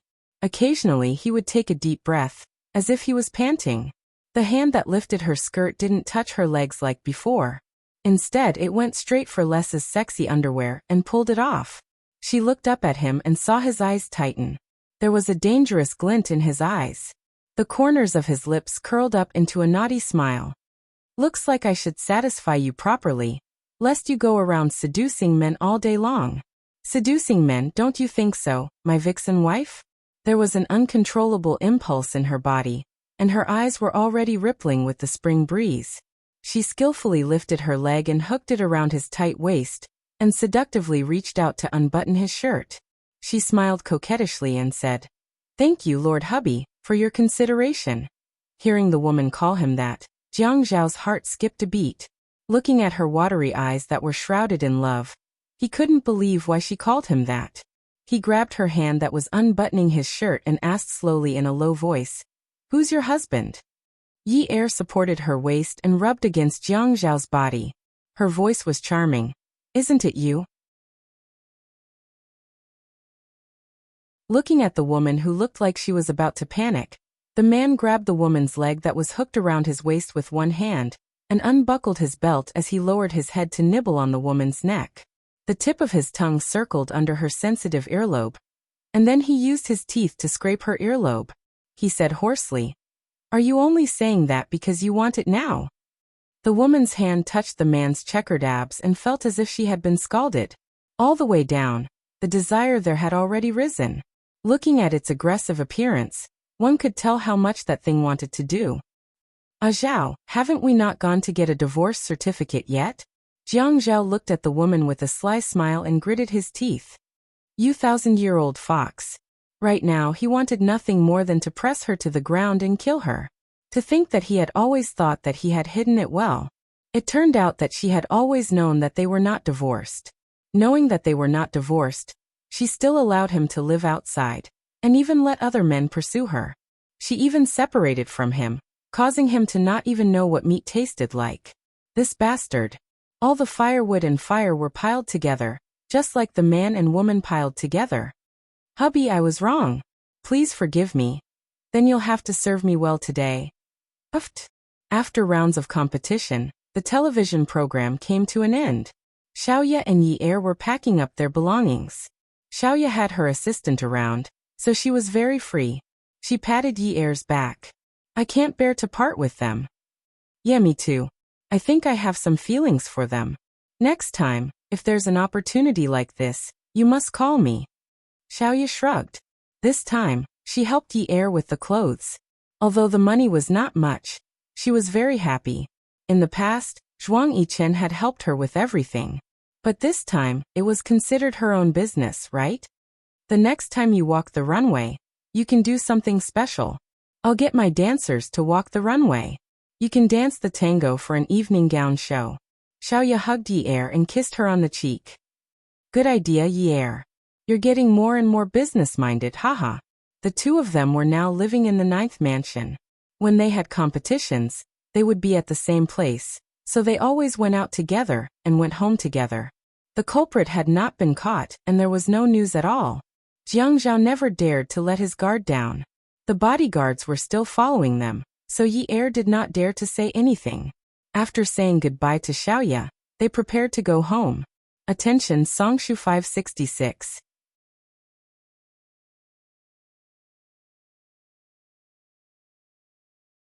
Chapter 725. She retrieved the letter from the mailbox downstairs. When she saw the American postmark, Yi Er was a little excited. She started to open the letter even before she reached home. She could recognize Yunwu's handwriting at a glance. Yunwu had practiced calligraphy before, and his handwriting was very beautiful. The handwriting was elegant and masculine, and it was very similar to Yunwu's. Looking at these words, Yi Er felt that Yunwu was smiling at her. Yi Er, hello, it's been 3 weeks since I last wrote to you, right? My surgery was a success. I'm just telling you. Are you very happy for me? Your show should be over by now, right? How is it? Do you feel a sense of accomplishment? Anan has also been learning to dance recently. I keep telling her that it's too late for her to learn. But she says that girls should know how to twist and turn. I really don't know whether to laugh or cry. I think this girl is really a little annoying. She keeps pestering me to watch her dance. I feel that I need to write more recently. Anan doesn't like it when I call you. I think I'll just let her be. Don't reply to me if I believe you. I'm afraid she'll be angry. Yi Er ran into the house and called Jiang Zhao. Zhao, did you know? Yunwu seems to be in a relationship with Anan. What nonsense are you talking about? It's true. He wrote me a letter. His words are full of love for Anan. You're so happy that there's one less person who has a crush on you? How so? Yunwu has someone he likes. I'm very happy. Jiang Zhao also heaved a sigh of relief. If you're free in the afternoon, come and pick me up from work. Okay. Yunwu's letters came quickly. Sometimes they were sent by international express delivery, and sometimes they were sent by post. The postmarks were dated from 3 to 5 days to 2 to 3 weeks. Yi Er received the 9th letter from America. Yi Er, hello. Haiqing must be very hot recently, right? It's already autumn, right? I'm fine. After the surgery, Anan didn't allow me to go out. I was surrounded by servants every day, so I was a little annoyed.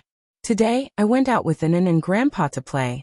I wanted to go to a crowded place, so Anan made the decision to go to the Empire State Building. She even took a lot of photos. Don't you think Anan is becoming more and more like a child? After coming to America, she was much happier. Grandpa liked her more and more now. She was actually a good girl, right? I'm going to sleep. A young and mature girl like you should learn more from the current Anan. Sleep early, or you'll grow old quickly. Yunwu. Yi Er looked at the 3 of them in the photo. Shi Zhentian stood in the middle, while Yunwu and Anan stood beside him. An's smile was indeed a lot wider than when she was in Haiqing. Was it because she felt happy now? Yi Er looked at the photo and felt a pang in her heart. She didn't know why, but she started to cry. Silly, shouldn't Yunwu be happy now that he's happy? Seriously. Yi Er put the letter back into the envelope and took it upstairs. There was a big jewelry box on the dressing table. She poured out all the jewelry and put Yunwa's letter into it like a treasure. Yi Er, Grandpa said that he still likes the sky in Canada, and that there are fewer people. It's more suitable for him to live here when he's old, so he's taking over all the businesses in the country. We won't be going back in the future. Anan has been getting more and more petty recently. Yesterday, I just mentioned that I wanted to write to you, and she got into a big fight with me. I think it's better that I don't write to you anymore. Her temper is getting worse and worse. Sigh, I actually didn't dare to tell An, and that I made a promise to you in our next lives. I was afraid she'd be angry. Yi Er, although I won't write to you anymore, I still wish you happiness and that you'll always be beautiful, just like when I first met you. Sure enough, from then on, Yi Er did not receive any more letters from Unwoo. She looked at the jewelry box that was not full a few times and felt that something was missing. There were a total of 13 letters in the jewelry box. Only the first Unwoo said, Yi Er, it's my first time in America. I miss you very much. After that, it was always an and long, and in short. At that time, in a foreign country, at the Seattle Lakeside Cemetery in America, there was an old man. Although he did not look thin and weak, he had a head of white hair. The girl standing beside him was dressed in plain black. She was holding orange flowers in her hands. Her expression was blank, but her cold eyes were filled with tears. There was a photo on the tombstone. The boy's eyes were pure and clean. The corners of his mouth were only slightly curved, but it was as if he was instantly bathed in sunlight. When the old man bent down and reached out his hand, his whole body was trembling. His wrinkled hand touched the photo on the tombstone. He choked out, Unwoo, Grandpa didn't find trouble with her. Are you relieved? It was just that this old man's choked voice made the girl who originally looked like a girl burst into tears. She still remembered how heartless Unwoo was when he chased her away. But he did that only to protect her. If she had known earlier that there was no suitable heart, even if she had to die, she would have been willing to exchange her life for his. How was she going to live alone in the future? Shi Zhentian sat on the ground, hugged the tombstone and kowtowed to it. Tears fell drop by drop. What fell was his heart's blood. He had read every letter that Unwoo had written to Yi Er, every sentence. According to his grandson's request in time, he had sent the letters from America one by one. He still remembered that his grandson had snuggled in his arms and quietly talked to him for the entire night. In this life, Unwoo had never said so much. Ever since he changed his heart at the age of 8, he had never said so much. Grandpa, let me tell you. Back then, I went there to draw because I wanted to see Yi Er. Sigh, at that time, I didn't know that feeling was like. I was so slow, too slow. I've seen many of her expressions. Happy, sad, sly, disappointed, hopeless, hopeful. In short, I've seen many of them. Grandpa, I didn't know that being able to see a person's emotions was because of excessive attention. And excessive attention was because I liked her too much. I liked her too much. Grandpa, in the past 20 years, the happiest time of my life was when I was drawing on that street, and when I came back from the grasslands, I wrote her cards and sent her flowers every day. Sigh, I still remember that she pitied me and thought that I was a poor artist who couldn't afford the rent. She gave me the money to pay the rent, so that I could live a better life. She said that boys mature later, and can still grow up at 18 to 19 years old. Sigh, she didn't even know my name back then, and she actually gave me money randomly. Grandpa, since I was young, you taught me to be wary of people and not to trust anyone casually because anyone around you could harm you. But at that time, I really believed her. I believed that she was a kind girl, and that she wasn't sent by my enemies to harm me. She was purely afraid that I would suffer. Grandpa, I really believed that she was actually very kind. I'm thinking that at that time, she probably liked me a little because I felt that she wasn't someone who was very compassionate. She was actually very greedy and stingy. Grandpa, I think that at that time, she probably liked me a little, right? That day, Shi Zhentian had been holding Unwoo in his arms the whole time. Unwoo was lying on his chest, and the clothes on his chest were extremely wet and sticky. All that was left were Yunwa's tears. He hugged Yunwa's head and said, Good grandson, Grandpa believes that ye air liked you back then. It's just that at that time, you guys didn't understand. Unwoo sighed softly and said, Sigh, luckily I didn't understand. Luckily. The old man hugging the tombstone sat there until sunset. Then he slowly looked up and said, you should learn to manage the business. Don't forget that your surname is also Shi. Anan nodded heavily. Okay. The setting sun stretched the silhouettes of the old man and the young girl in the cemetery, cutting into a lonely silhouette. The late autumn maple leaves in Haiching were like fire. The pure white wedding gown trailed on the maple leaves, and the colors were distinct. Hearing the photographer skillfully teasing the model, the man wrapped his arms around the woman's waist and carried her up. Their smiles followed the click-click sound of the shutter. They ran. Ye air had her wish fulfilled and had her wedding photo shoot taken. From time to time, she would run over to the photographer to take a look at the photos in his camera. The photographer looked at the photos on the camera screen with satisfaction and zoomed in. Don't look anymore. She's definitely more compatible and beautiful than a professional model. Ye air blushed for a moment and turned to look at Jiang Zhao. His suit hugged his muscular body and his handsome face. Needless to say, he looked very attractive and annoying. Jiang Zhao's gaze landed softly on the woman. How much longer do you want to take? What do you mean by how much longer do I want to take? Don't you want to take photos with me? Are you annoyed with me again? How long have we been married? You're already annoyed with me, aren't you? I just want to take a wedding photo shoot, and you're already annoyed with me, aren't you? Then how are we going to survive for the next few decades? Jiang Zhao stared blankly at the woman who was looking at him with her hands on her hips. In the end, he hugged her waist and kissed her on the cheek. The smell of affection was so overwhelming. I think the night view in Haiching is not bad. Why don't we take a night shot? Dawn is not bad either. Why don't we take a dawn shot? Tomorrow's weather might be better than today's. Why don't we go overseas and take a photo shoot? It'll be fresh. Anyway, we can just continue with the shoot. Ye air's legs went weak. Was this man trying to torture her to death? She turned to look at the photographer. Sir, are we done with this group? Yes, this is the last group. Then hurry up and finish it. My mouth is stiff from smiling. Jiang Zhao couldn't help but laugh. Everyone in the Qin family was preparing to go to Jiangzhou, which was also a bustling city in the east. This time, they were going to hold the wedding ceremony for Ye air and Jiang Zhao. Old Master Jiang urged them again and again, but Jiang Zhao kept finding excuses and reasons.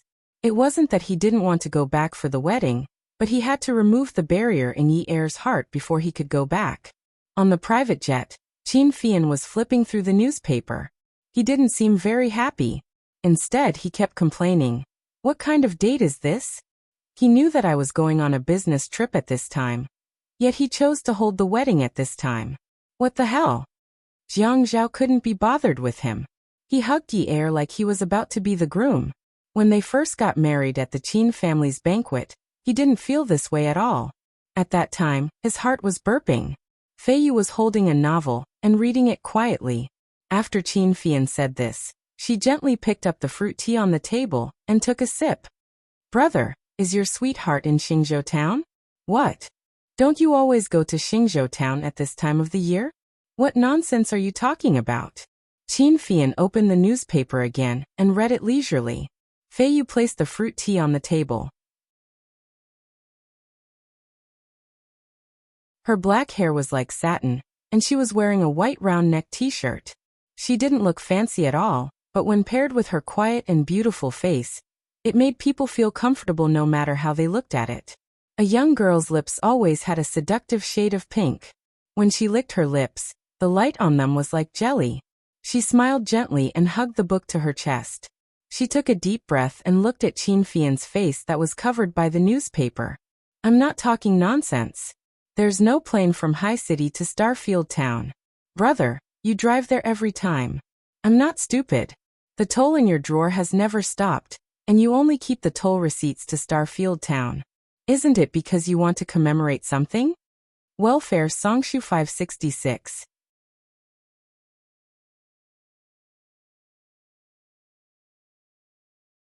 Chapter 726. Qin Fei Yu. Qin Fian threw the newspaper aside and stood up to grab Fei Yu. You damn thing. How dare you rummage through my drawer? Fei Yu jumped up and ran towards Jiang Zhao. Yi Er quickly got out of Jiang Zhao's arms and hid in Jiang Zhao's embrace. Jiang Zhao circled Fei Yu and glared at Qin Fian. How old are you? Do you still want to hit Fei Yu in front of so many people? As soon as he said that, Qin Rongfang's face darkened. He sat on the wide seat and slapped the armrest. How dare you hit your sister? Try touching a single strand of her hair. If you dare to touch a single strand of her hair, I'll throw you out of the plane today. Qin Fian felt wronged. What was going on? It was clearly not his fault. That little girl had a pure appearance and actually did things like peeping into his privacy. Now these people were actually helping her. This was too much. With Jiang Zhao's protection, Fei Yu sat on Jiang Zhao's lap and did not get off. She hugged Jiang Zhao's neck and looked at Qin Fian with a little grievance. Brother's words are really interesting. You've rummaged through my drawer a lot and peeked at the love letters other boys wrote to me. I was just returning the favor. Qin Fian saw that Fei Yu had found a backer. Now he recognized the girl's true nature. Good for you, Qin Fei Yu. If I hadn't dealt with those crooked things of yours, would your grades be so good now? That's really funny. Boys chasing me is crooked? Then is it proper for you to like men? Great, this fire burned Qin Fian again. Especially at Jiang Zhao's wedding. How could Qin Rongfang not be anxious? Qin Fian, you still have the face to talk about your sister. Go sit in your own seat. Qin Fian looked around. Some people were smiling at him maliciously. Why did they feel like they had fallen into a trap? Just as he sat down and prepared to ignore the outside world and focus on reading the tabloids, Fei Yu's gentle and soft young girl's voice faintly drifted over. I don't know if Big Brother wants to buy land in Starfield Town. Looking at the toll receipts, there are at least dozens of them. He goes there at least a few times a year. What kind of big project is that? Why hasn't it been settled yet? Qin Fian shook open the newspaper and said indifferently, Qin Fei Yu, be careful. There will be snakes all over the floor when you sleep tonight. Fei Yu was so scared that his face turned white. He was so scared that tears came out of his eyes. I. Hearing Fei Yu's frightened voice, Qin Fian had just chuckled twice when his calf was suddenly hit by a stick.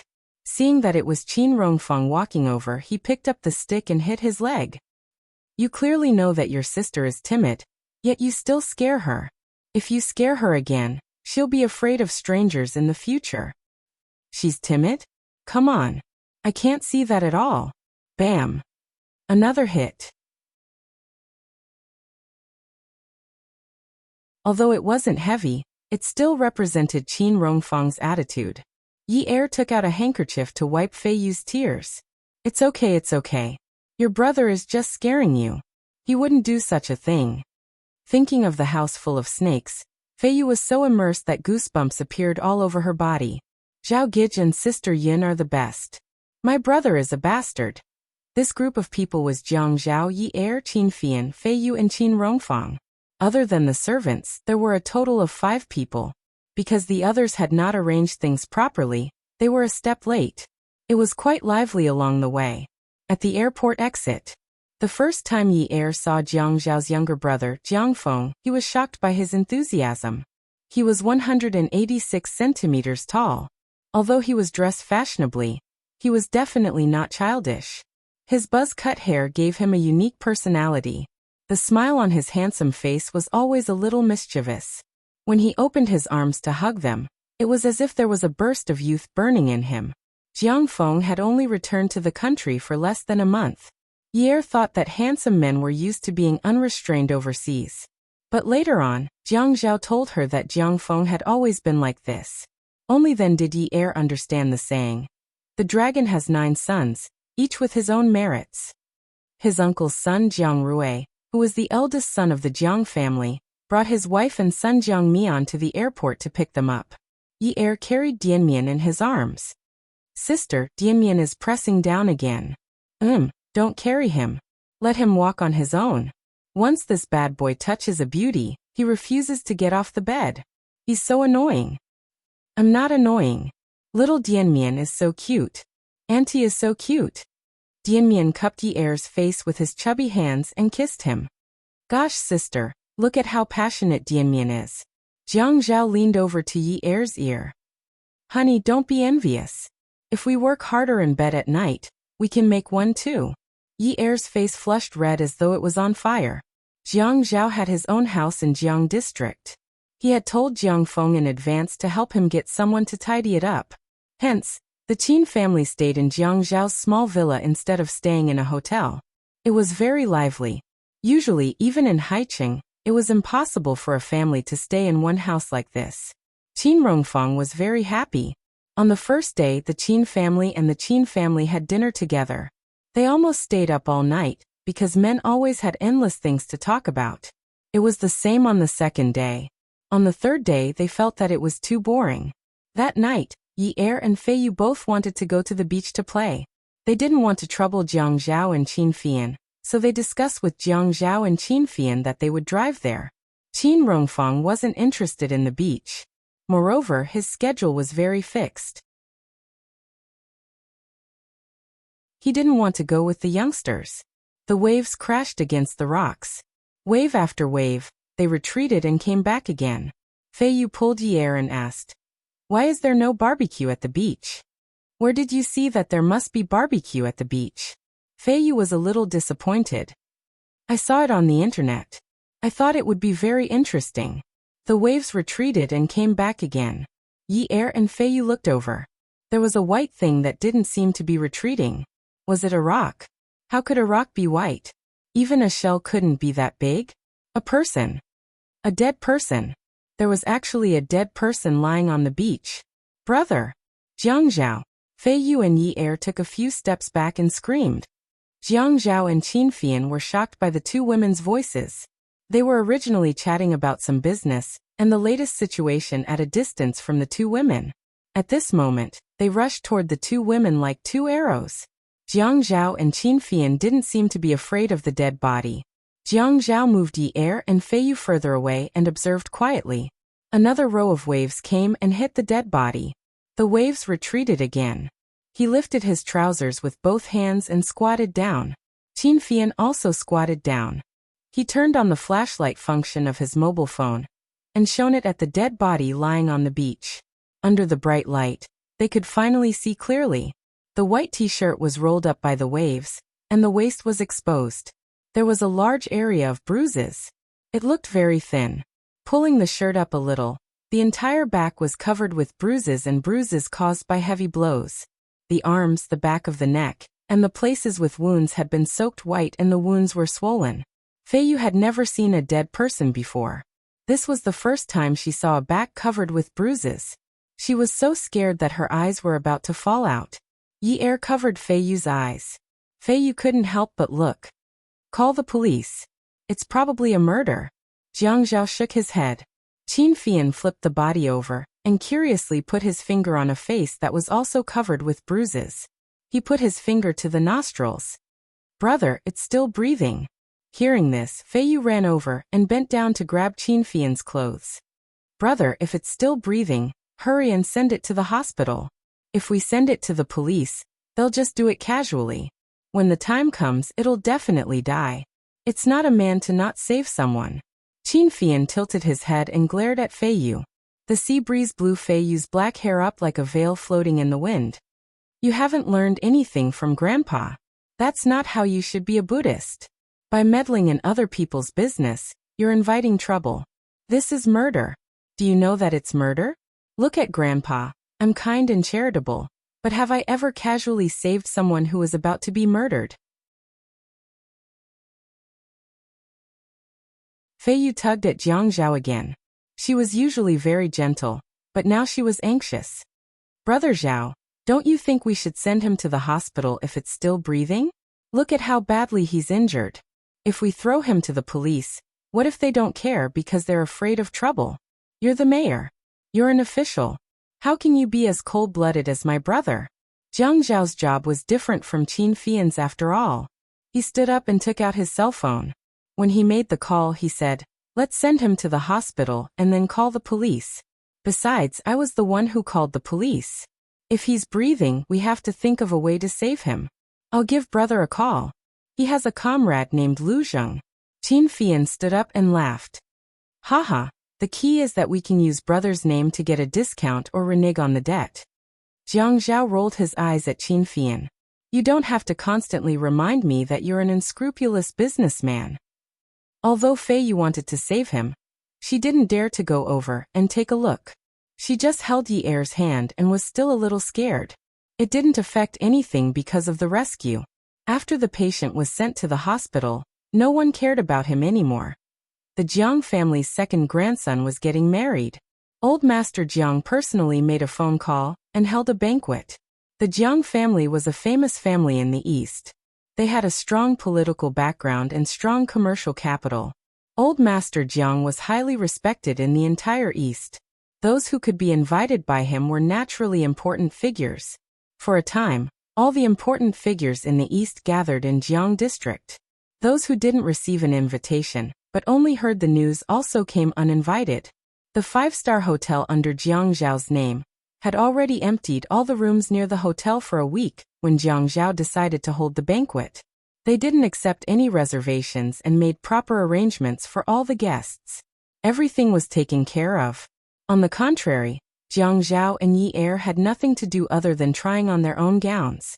Jiang Zhao and Xiangwan were drinking tea and letting Xiangwan take Yi Er out shopping. How is it? Brother is very generous this time, isn't he? I won't take a single cent from you. Jiang Zhao didn't thank him. Instead, he became even more aggressive. Hey, but you still have to give me a red packet. Red packet? Last time when you held your engagement in Haicheng, I gave you a big red packet. A bank card worth 1 million yuan. This fellow wants to snatch my money again. You said it's an engagement. This time, it's my wedding.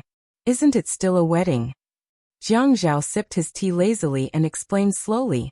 There are silver weddings and golden weddings. An engagement and a grand wedding are different. Why? Eldest young master, you're the famous eldest young master in Jiang district. How can you bear to give your younger brother a red packet? Jiang Rui smiled coquettishly. Eldest young master is called by others, not by family members. It has nothing to do with you.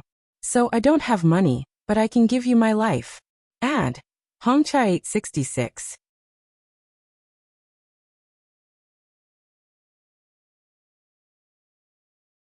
Chapter 727. Jiang Zhao leaned over, but there was no one around. Still, he deliberately looked around. Brother, I remember very clearly what you gave Su Ling in the past, and where you went to eat. Also, I remember that because Su Ling liked the lake crabs in High City, you called me early and asked me to order them, keep them in ice, and fly them over to you from High City as soon as possible. Jiang Zhao sighed. Although I know that you and sister-in-law are in love now, look at how bored she is. I'm bored too. I really want to chat with her. Sister-in-law trusts you. She definitely won't let her imagination run wild. Just treat it as if nothing happened and talk about the past to relieve her boredom. Jiang Zhao glared at Jiang Rui. Why are you so insidious? Aren't you afraid of retribution for doing something so immoral on your wedding day? Jiang retorted. Jiang Zhao shrugged. Anyway, it won't kill you. Look at you. It's as if you want to eat me. Jiang Rui said. It's 100,000 this time. It's a dream if you want another million. Brother, there's a policy in High City recently. It's about hotels. It's a support for 7-star hotels. Jiang Zhao paused. Jiang Rui spat at Jiang Zhao. Vampire. 1 million. Deal. Thanks, brother. I'm going to pick up my wife. Enjoy your tea. Jiang Zhao stood up happily. He didn't care about Jiang Rui's 1 million red packet. For him, 1 million was just a number. It was mainly because he missed the fun of fighting with Jiang Rui since childhood. He looked forward to Jiang Rui coming back to bite him in 2 days. Then he would fight back. Just thinking about it made him happy. When Jiang Zhao walked out and closed the door, Jiang Rui held the teacup and laughed. 2 days later, Jiang Zhao received a call from Lu Zheng, informing him that the patient had woken up. However, he refused to speak when questioned by the police. There was no problem with his vocal cords, So the police wanted him to go over and ask him in detail about the situation. Jiang Zhao and Yi Er were very busy. Tomorrow was the wedding banquet. Although they had nothing to do, just the things they had to prepare were enough to give them a headache. Therefore, Qin Fian brought Fei Yu to Lu Zhang's hospital. The condition of the ward was very good. As Jiang Zhao was the one who informed him that he had to think of a way to save the patient, he might be useful to Jiang Zhao's political future in the future. Therefore, Lu Zhang arranged for a high-class VIP ward. The boy looked to be around 17 to 18 years old. He was wearing a hospital gown. He was clearly the victim, and there were bruises on his face. His hair was messy, but he didn't look disheveled at all. Instead, he had an indescribable air of nobility. He propped himself up with a pillow behind him and stared coldly at the wall. The bruises on his face were greenish with a tinge of yellow, but they were almost gone. Qin Fian and Fei Yu propped themselves up on stools and sat at the end of the bed. The policeman held a pen and asked when the parties involved were awake. Mr. Qin, what was the situation when you discovered the victim? We were walking by the beach. It was my sister and sister-in-law who discovered him first. Please describe the situation in detail. It was the same as what I told you the last time. He was lying on the beach with many injuries on his body. At that time, we wanted to call the police because we were worried that someone might have murdered him. But you didn't call the police immediately. Heh. Qin Fian looked at the serious policeman in amusement. How boring. What was he doing here? He was asking meaningless questions. He asked the same questions the last time, and now he was asking again. My sister said that she was still angry and wanted to save him first. She was worried that if we called the police, those who could live would be tortured to death. Therefore, we were more assured that we would pay for sending him to the hospital. My sister said that we couldn't leave him in the lurch. The policeman's expression changed. Fei Yu tugged at the corner of Qin Fian's clothes and said timidly, Brother, if you say that, what if they take revenge on me? After all, we're in Jiang district and we're not familiar with the place. With the old master of the Jiang family and the eldest young master of Jiang district backing you up, what are you afraid of? Although we're only in-laws with the Jiang family, we're still legal citizens. We've done a good deed. Why should we be afraid of the police's revenge? Fei Yu, you shouldn't think of the police like that. After Qin Fian finished speaking, he raised his eyebrows and glanced at the policeman who was about to explode. Sure enough, when he heard that he was in-laws with the Jiang family, the policeman immediately became quiet. When he took the statement, the seriousness on his face lessened. Mr. Qin is right. How is that possible? Fei Yu said. Oh. Then he leaned closer to Qin Fian. After the incident on the plane, Qin Fian wanted to pinch Fei Yu. This guy was really a tyrant at home. Once he was outside, he was afraid of strangers. Now he knew that his brother was reliable? Heartless little thing. The policeman looked at the boy who was sitting there motionlessly. The injuries on your body were found to be caused by a blunt object. Do you still remember the scene at that time? The boy didn't turn to look at the policeman. Instead, he stared at the wall and looked at Fei Yu. Although his eyes were as cold as before, they didn't blink. Fei Yu kept leaning on Qin Fian's side. But no matter what the policeman said, the boy sitting on the bed didn't speak. Where are you from? What's your name? Who's in your family? What a headache. You don't even say a word. Where should I send you? Should I send you to the reception center? Fei Yu raised his head at this time. The boy's gaze softened, revealing an undisguised sadness and pity. His eyes lowered as if he was begging. The boy's hand that was currently on in 4 drip was placed on the thin blanket, his 10 fingers slender and beautiful. The contours of his face looked like they had been carved and scraped by a thin razor. If it weren't for the bruises on his face, how beautiful would he be? Fei Yu swallowed. Brother, why don't we take him back? It's not like there's one more person to eat anyway, right? He's also homeless. When he remembers, we'll find the police. The policeman immediately wanted to throw away a burden. That's the best. Qin Fian stood up. No. He took Fei Yu's hand and said coldly to the policeman, We've already told you everything we know. Let's go. Fei Yu was dragged out by Qin Fian. When they reached the corridor, Qin Fian scolded Fei Yu. What's wrong with your brain? What kind of person is he? How dangerous is he? He was murdered. Murdered, do you understand? Put away that little sympathy of yours that you're showing at any time. When the time comes, you'll cause a lot of trouble for yourself, Fei Yu said. Fei Yu curled her lips and left reluctantly with Qin Fei Yu. The next morning, it was only 5 o'clock, but the old house of the Jiang family was already busy. A wedding was always grander than an engagement. Moreover, in order to show that his wedding was better than Qin Rongfang's, Master Jiang used all means. Jiang Rui was mature, steady and thoughtful. Everything that was assigned to him was done very well. Qin Rongfang said disdainfully. It's just that the Qin family doesn't run a hotel. What's the big deal? Translator. WQL Editor. Ali Master Jiang put on his neat military uniform and hung his Medal of Honor on his chest. Straightening his back, he looked at himself in the mirror and felt very proud. Although the military uniform looked a bit big, his back was straight and majestic. Qin Rongfang sat on the sofa behind Master Jiang. The button-down shirt he wore today was dark red. He had silver hair and snow-white eyebrows, which looked very festive. He sneered disdainfully. What's the big deal? Didn't you just fight when you were young? You only know how to hold on to the past and take advantage of your seniority. Old Master Jiang was so happy that his eyebrows flew up. Aya, it's not a big deal, it's not a big deal. My Ruerue is not very promising. He only owns about 100 hotels in the country, and he even has a small company that earns some money a year. What's the big deal? But the people from the famous families in Jiangzhou have to call him young master when they see him. Some people who are older than him have to call him that. Oh, it's really not a big deal. Our Zhao Zhao is not a big deal either. He became the mayor at a young age.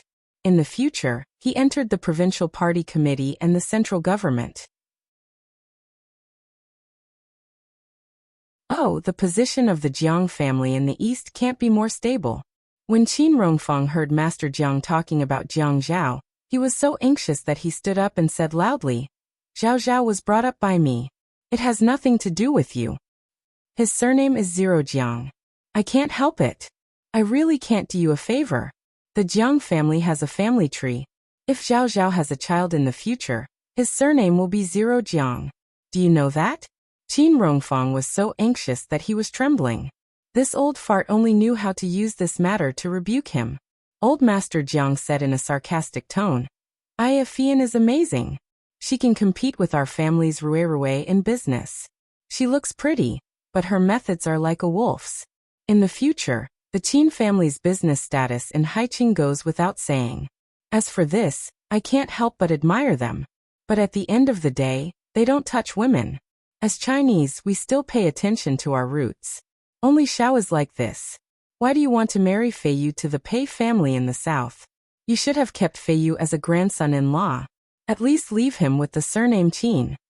Qin Rongfang was directly angered by Master Jiang on the big day. His eyes rolled back and he was about to fall back. Master Jiang's expression changed. He hurriedly strode over and supported Qin Rongfang's back. Looking at Qin Rongfang's trembling lips, he slowly laid him flat on the sofa. Although he was old, Qin Rongfang's body was very light. Thinking that everyone was old, Master Jiang's heart ached. Old Qin. Old Qin. I was just joking, old Qin. Qin Rongfang's breathing was uneven. You old fart, you want to anger me to death. Master Jiang was so regretful that his intestines turned green. They had been old friends for decades, but he was always poking at each other's shortcomings. At home, he taught his descendants to be open-minded. Why couldn't he do it when it came to Qin Rongfang? Old Qin, I was just joking. We've been fighting for so many years. When have we not been like this? I'll call the doctor right away. Don't call me. My Qin family has no descendants. I don't want to live. Call the doctor. I don't want treatment. Qin Rongfang slowly closed his eyes. Tears fell from Master Jiang's eyes. Old Qin, don't think too much. I told Zhao Zhao's child to be born with the surname Qin. You were the one who raised Zhao Zhao, so I shouldn't steal your credit. The first child born with Zhao Zhao should have the surname Qin after you. It should be surnamed Qin. It's all thanks to you. I don't believe you. You old fox. I don't believe you. I won't cooperate with the doctor. Little Lu. Little Lu.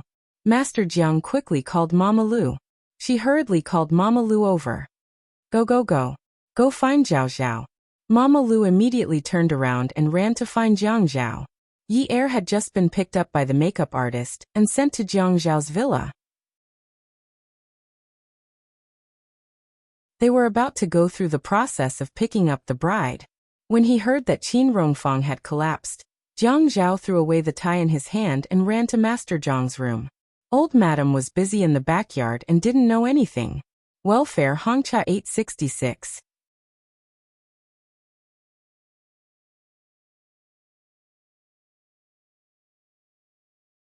Chapter 728.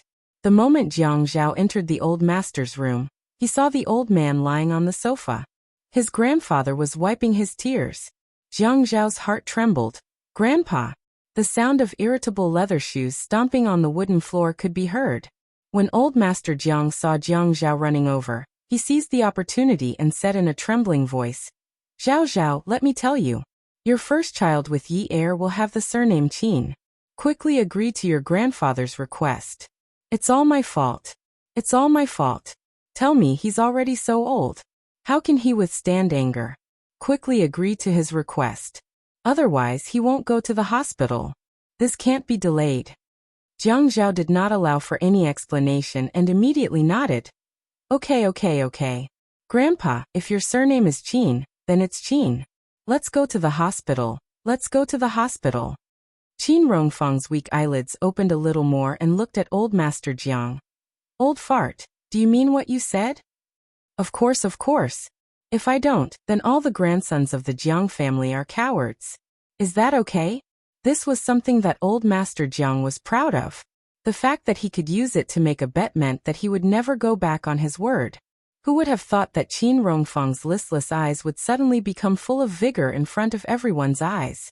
Then he slowly sat up and patted his clothes. Since we've already agreed, then let's get ready. Although there are many people today, we can't make any trouble.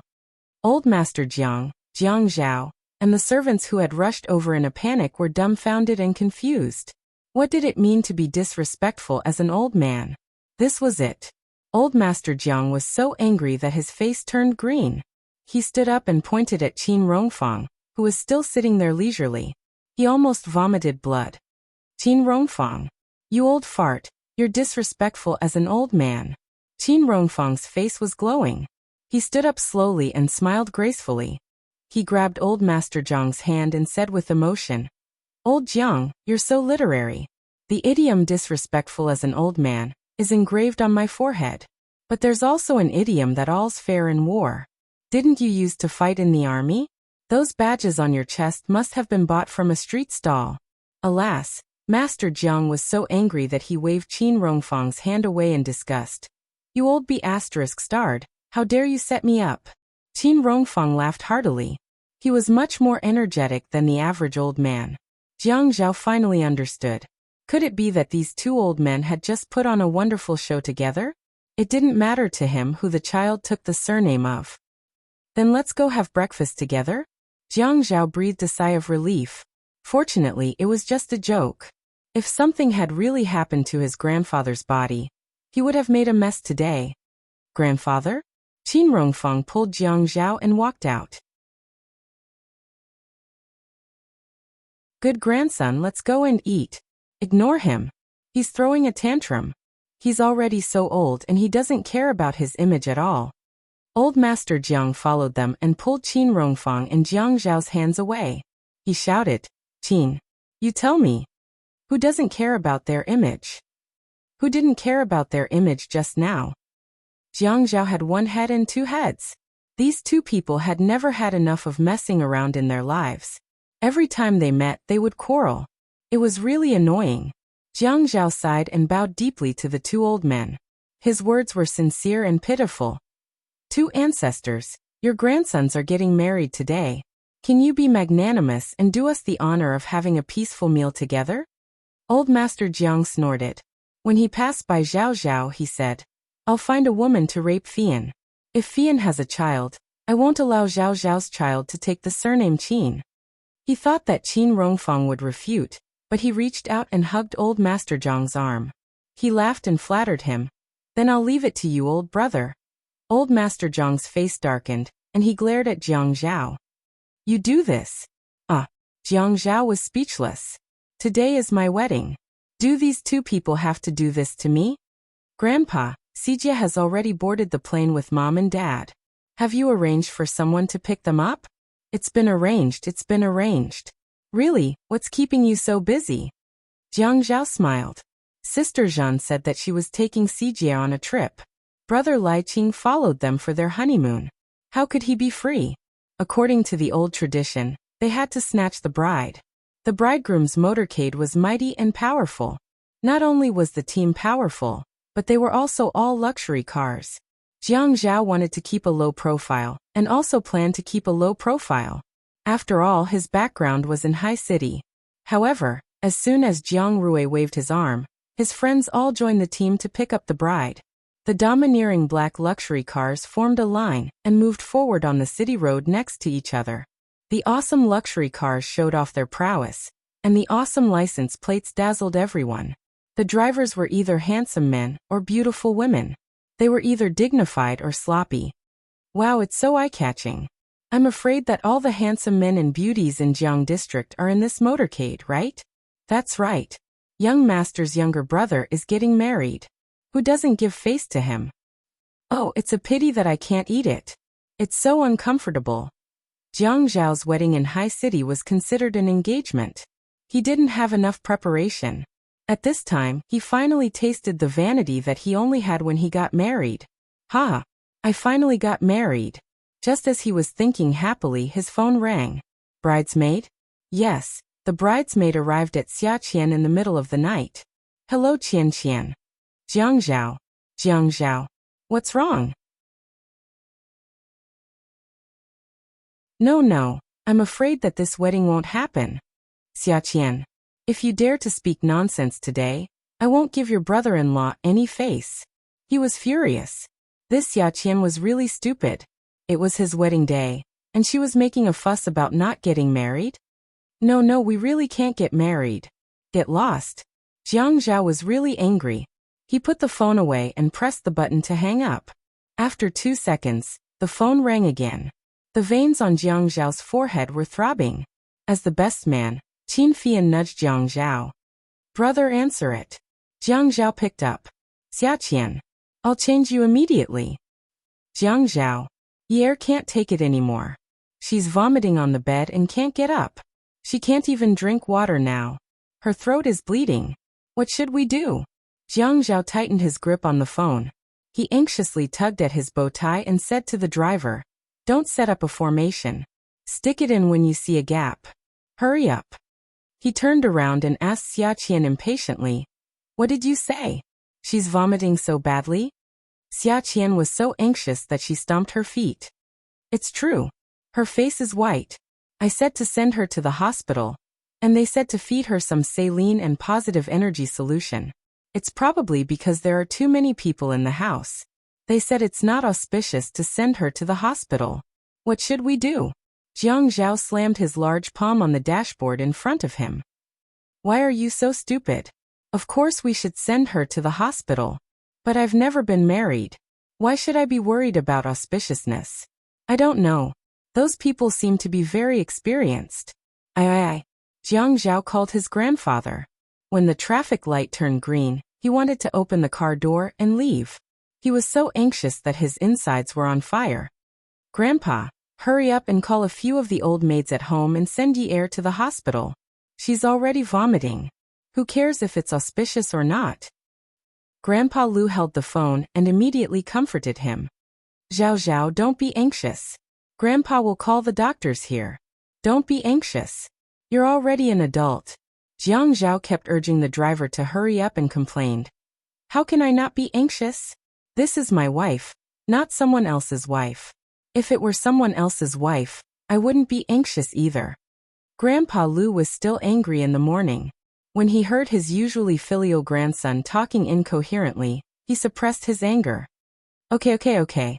Grandpa will call the military vehicles to send the alarm over. It'll be quick. Grandpa will hang up now. Yi-er got up very early that day. Grandma Lu reminded her to get up early as she would be very tired. She wanted to prepare some food for the newlyweds.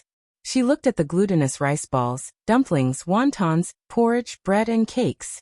She didn't want to eat any of them. Nanny Lu kept persuading her not to eat. She would be too tired if she didn't eat. The last time Jiang Rui got married, Xiang Wan was already exhausted. Yi-er ate some porridge and didn't want to eat any dishes. She endured it when she was putting on makeup. She endured it when she was in the car. When they arrived at Jiang Zhao's villa, she endured it when Nanny Lu talked about the rules of Jiang district. In the end, she couldn't stand it anymore. She vomited all the food. She vomited so much that her throat seemed to have grown something. She couldn't spit anything out. Even swallowing her saliva hurt her throat. When Jiang Zhao arrived, the doctor was measuring Yi-er's blood pressure. Yi-er was so weak that her legs felt like jelly. Nanny Lu said that she would be so tired that she would feel weak. However, she didn't expect that she would feel weak even before they officially started. Jiang Zhao pushed the doctor away and carried Yi-er, who had already put on the wedding veil. Let's go to the hospital. Put her down. The doctor immediately stopped him. Jiang Zhao could only put Yi-er on the bed. The doctor asked carefully, "What did you eat this morning?" "Porridge." When Yi-er thought of porridge, she began to retch again. She vomited so much that her eyes rolled back. At this time, there was nothing left to vomit. The pain in her throat was unbearable. She vomited until it tore and some blood streaks came out. Jiang Zhao looked at his grandfather's doctor, who was so calm. He could only anxiously look for water or tissues. There was nothing he could do. Xia Qian asked everyone to leave the room. She wanted to get some fresh air. Jiang Zhao and Yi-er had eaten together in the morning. The food in the Jiang family couldn't be unclean. Everyone was fine. He frowned and said to the doctor, "Everyone ate together. She's the only one who vomited. It can't be that the food is unclean. It's more important to go to the hospital. Let's do a urine test," the doctor said abruptly. "Ha," Jiang Zhao said. "Ha." Yi-er pressed on her sore throat. "Urine test?" Xia Qian asked. "Urine test." Qin Fian followed. "Yes. What if it's a pregnancy reaction?" Yi-er's face was a little red. The old doctor was a man, so he was a little embarrassed. He wanted to say something, but his throat was too painful from vomiting too many times. When he spoke, his ears hurt. Jiang Zhao saw that Yi-er was anxious, so he said, "It's impossible. She's on time. Her period will come the day after tomorrow." Qin Fian looked at Jiang Zhao meaningfully. Yi-er's face turned even redder. There were so many people, but he had been keeping track of her safe period so that he didn't bring a condom when he did it. The doctor shook his head. "Some pregnant women will have a violent reaction when they're in bed. Which one of you can go and buy a pregnancy test?" Xia Qian answered even faster than Jiang Zhao. She was even excited. I'll go. Then she ran out. Xia Qian had always been fast and efficient, but when she came back, everyone felt that her condition hadn't improved. In a small plastic bag, there was a bag of test papers. There were 2 or 3 test papers of each brand. She said, "There's bound to be one that's not fake. There's bound to be one that's accurate. It'll definitely tell that she's pregnant." It was so shocking. Jiang Zhao didn't think there was a need for a test. He remembered that there was medicine in Yi-er's drawer. In order to prevent her from taking it, he was careful and took precautions. It was impossible for her to be pregnant. Sending her to the hospital was the most important thing. But he couldn't stop the doctor. It wasn't until Yi-er came out of the bathroom with a 2-bar test strip and showed it to the doctor that Jiang Zhao felt his ears buzzing. Xia Qian hugged Yi-er and shook her. See, I told you. Take the most expensive one. It'll definitely be accurate. The expensive one definitely won't be fake." Everyone looked at her. What kind of logic was that? Jiang Zhao pulled Xia Qian away and placed the pale and weak Yi-er on the bed. He glared at Xia Qian. "Why are you shaking her? Look at how weak she is." His heart ached as he touched Yi Er's face. She had vomited so much that she couldn't speak. Let me get you 2 mint candies. Does your throat hurt a lot? Yi Er shook her head. But in her heart, she thought, I'd better slit her throat. Forget it. Even swallowing her saliva hurts. It's better not to eat anything heavy with mint right now. It's very dangerous, the doctor said calmly. Jiang Zhao sat by the bed and watched as his wife rubbed her neck. He knew that she was extremely uncomfortable, but he was still overjoyed by the news that she was pregnant. His hand rested on Yi Er's abdomen. He desperately tried to sense if there was anything beating, but for a moment, he couldn't say a single word of comfort. Hey, Jiang Zhao, are you kicking me to the curb after I've outlived my usefulness? I was the one who bought the authentic test paper. Otherwise, do you think you'd be able to test it? I went to 3 pharmacies, afraid that I'd buy a fake product. Even if I didn't take credit, I still worked hard. I didn't even ask you to give me a big red packet. Yet you're still looking at me with such disdain. You. Jiang Zhao's ears hurt from listening to her. Xia Qian, if you talk less, I'll give you a big red packet later. Okay. Xia Qian immediately covered her mouth. For the sake of a red packet, what did it matter if she talked less? Moreover, it was a big red packet. Yi Er insisted on attending the wedding. Jiang Zhao gave everyone a red packet, saying that the bride was pregnant and couldn't make a big fuss. He didn't want to do the bride snatching part of the ceremony. On the wedding stage, the MC understood the situation and only asked the groom questions. The bride stood at the side and nodded meekly, or said a few words occasionally. Everyone else thought it was a fly in the ointment, but the groom didn't seem to care. He gently stroked the bride's shoulder, and was in a state of surprise and joy. Finally, he held the microphone and couldn't help but laugh wildly. Today I'll treat everyone to my wedding banquet. In 11 months, I'll treat everyone to my baby's 1-month-old celebration. After a moment of shock, the audience applauded and cheered. Yi Er was wearing a pure white wedding dress. When she lowered her head, the veil covered her cheeks. Her hand was on her belly. She had been able to hold it in, but in this atmosphere, Jiang Zhao's words of happiness and satisfaction made her eyes redden. Tears fell to the ground and seemed to hit her ears with a loud thud. Before it was time for the bride and groom to hug, she threw herself into the man's arms and squeezed her throat hard to suppress the pain. She sobbed with jealousy and said softly, "Ah Zhao, you're pregnant. You can't not love me." "How can I not love you? I'll only love the baby if I love you." The handsome man's eyes were gentle. He held the tearful woman's head and kissed her forehead. Then he said in a low and hoarse voice, unable to hide his emotions, "Silly girl, I'll only love our baby if I love you." Zhao and dearest, the ending of Zhaoya's story ends here. Beauty novel Xingwu 799.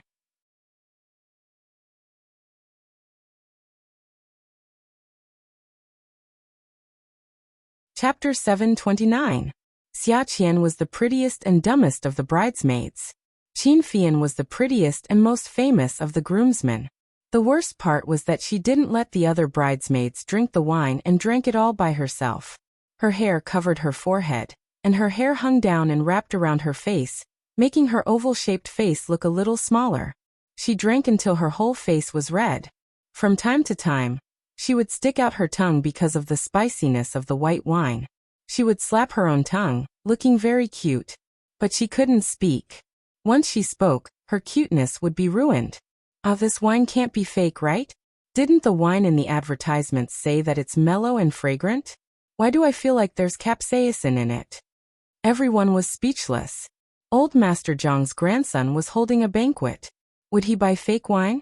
The most famous of the bridesmaids always threw a glance at him, and the others all treated him like a groom and served him. They even swept the wine away for him. The groomsmen's suits were all Armani. Qin Fian had a beautiful and charming face, but the eyes behind his refined glasses were always shining like a fox's. From time to time, he would reach out to push the glasses on his nose and stay far away from the women. He was very good at avoiding alcohol. When it came to greeting, he would immediately pull out the groomsmen behind him. "Let me introduce you. This is XX's son XX. He works in XX's industry." The topic was immediately brought up, and he retreated to the side. For the whole night, unless it was someone he was very close to, he didn't drink a single glass. He was really the most famous groomsman. So when the banquet ended, Xia Qian was like a dead pig, and Qin Fian was the only sober one among the drunk people. Xia Qian always felt that there was a heroic spirit in her bones, just like the chivalrous heroes in Jin Yang's novels. There was a kind of bravery and fierceness when seeing injustice and a hero who hated evil. She couldn't stand Qin Fian's coquettish look. Look at him smiling like that. He was a vixen. He was a good man who was better looking than women.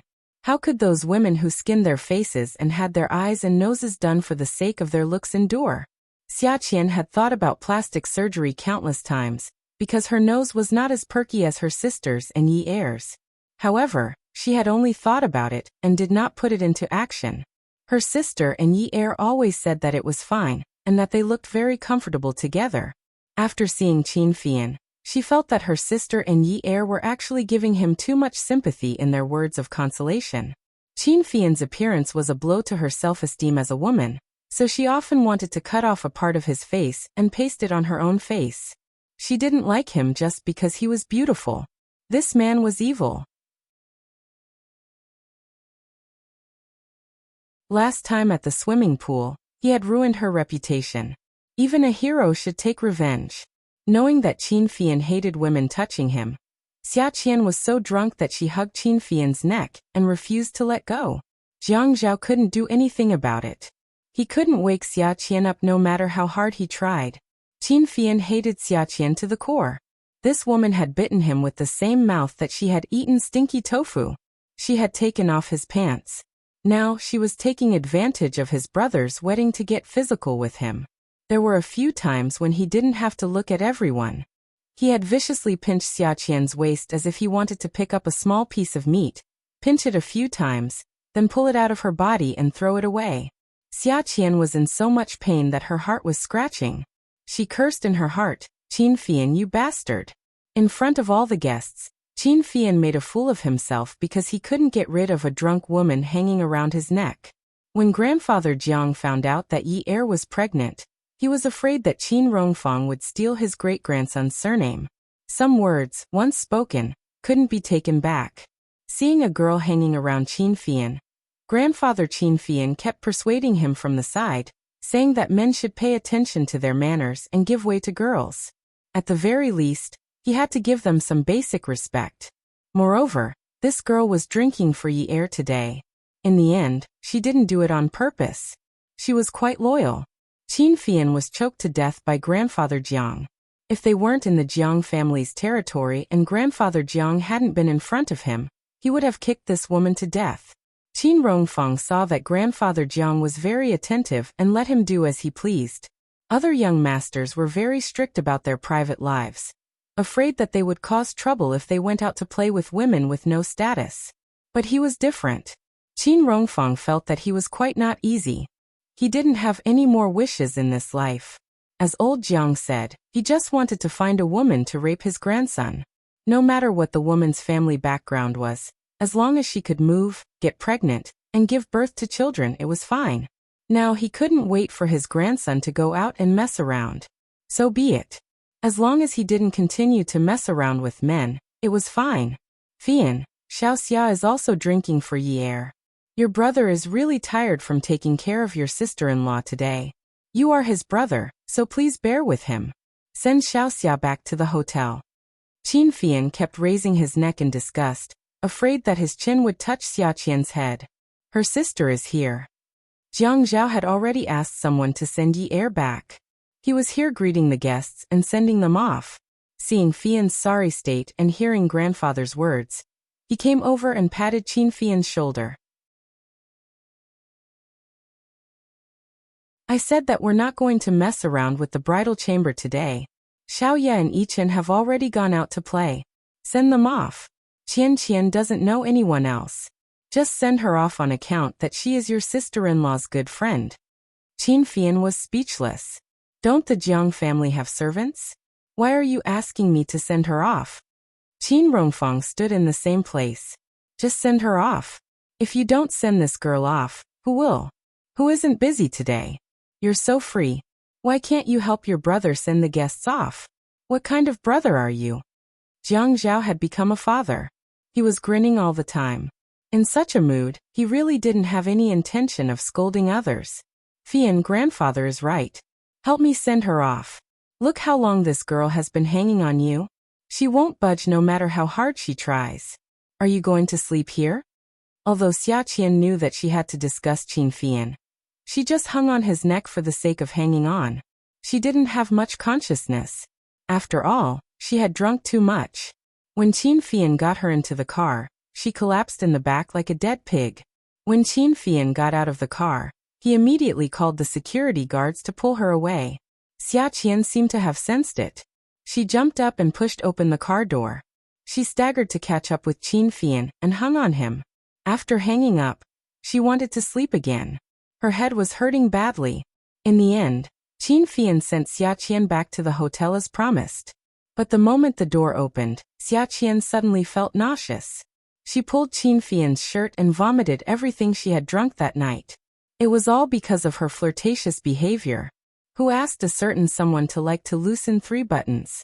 Qin Fian only felt a heat in his chest and stomach. Then there was a terrible stench. His shirt wasn't tucked into his pants. The filth all flowed down his stomach and stained his pants and shoes. Behind the refined glasses, his phoenix eyes were wide open. His piercing gaze was piercing. He wanted to kill someone. Holding his breath, he was about to push the woman away when Xia Qian pulled Qin Fian's shirt again. Wah! Walala, she vomited everything again. Ad. Hongcha 866 that you're tuning in to the Li Mei Sword of Destiny YouTube channel. We're so grateful for your support, and don't forget to subscribe to join us on this incredible journey through captivating stories.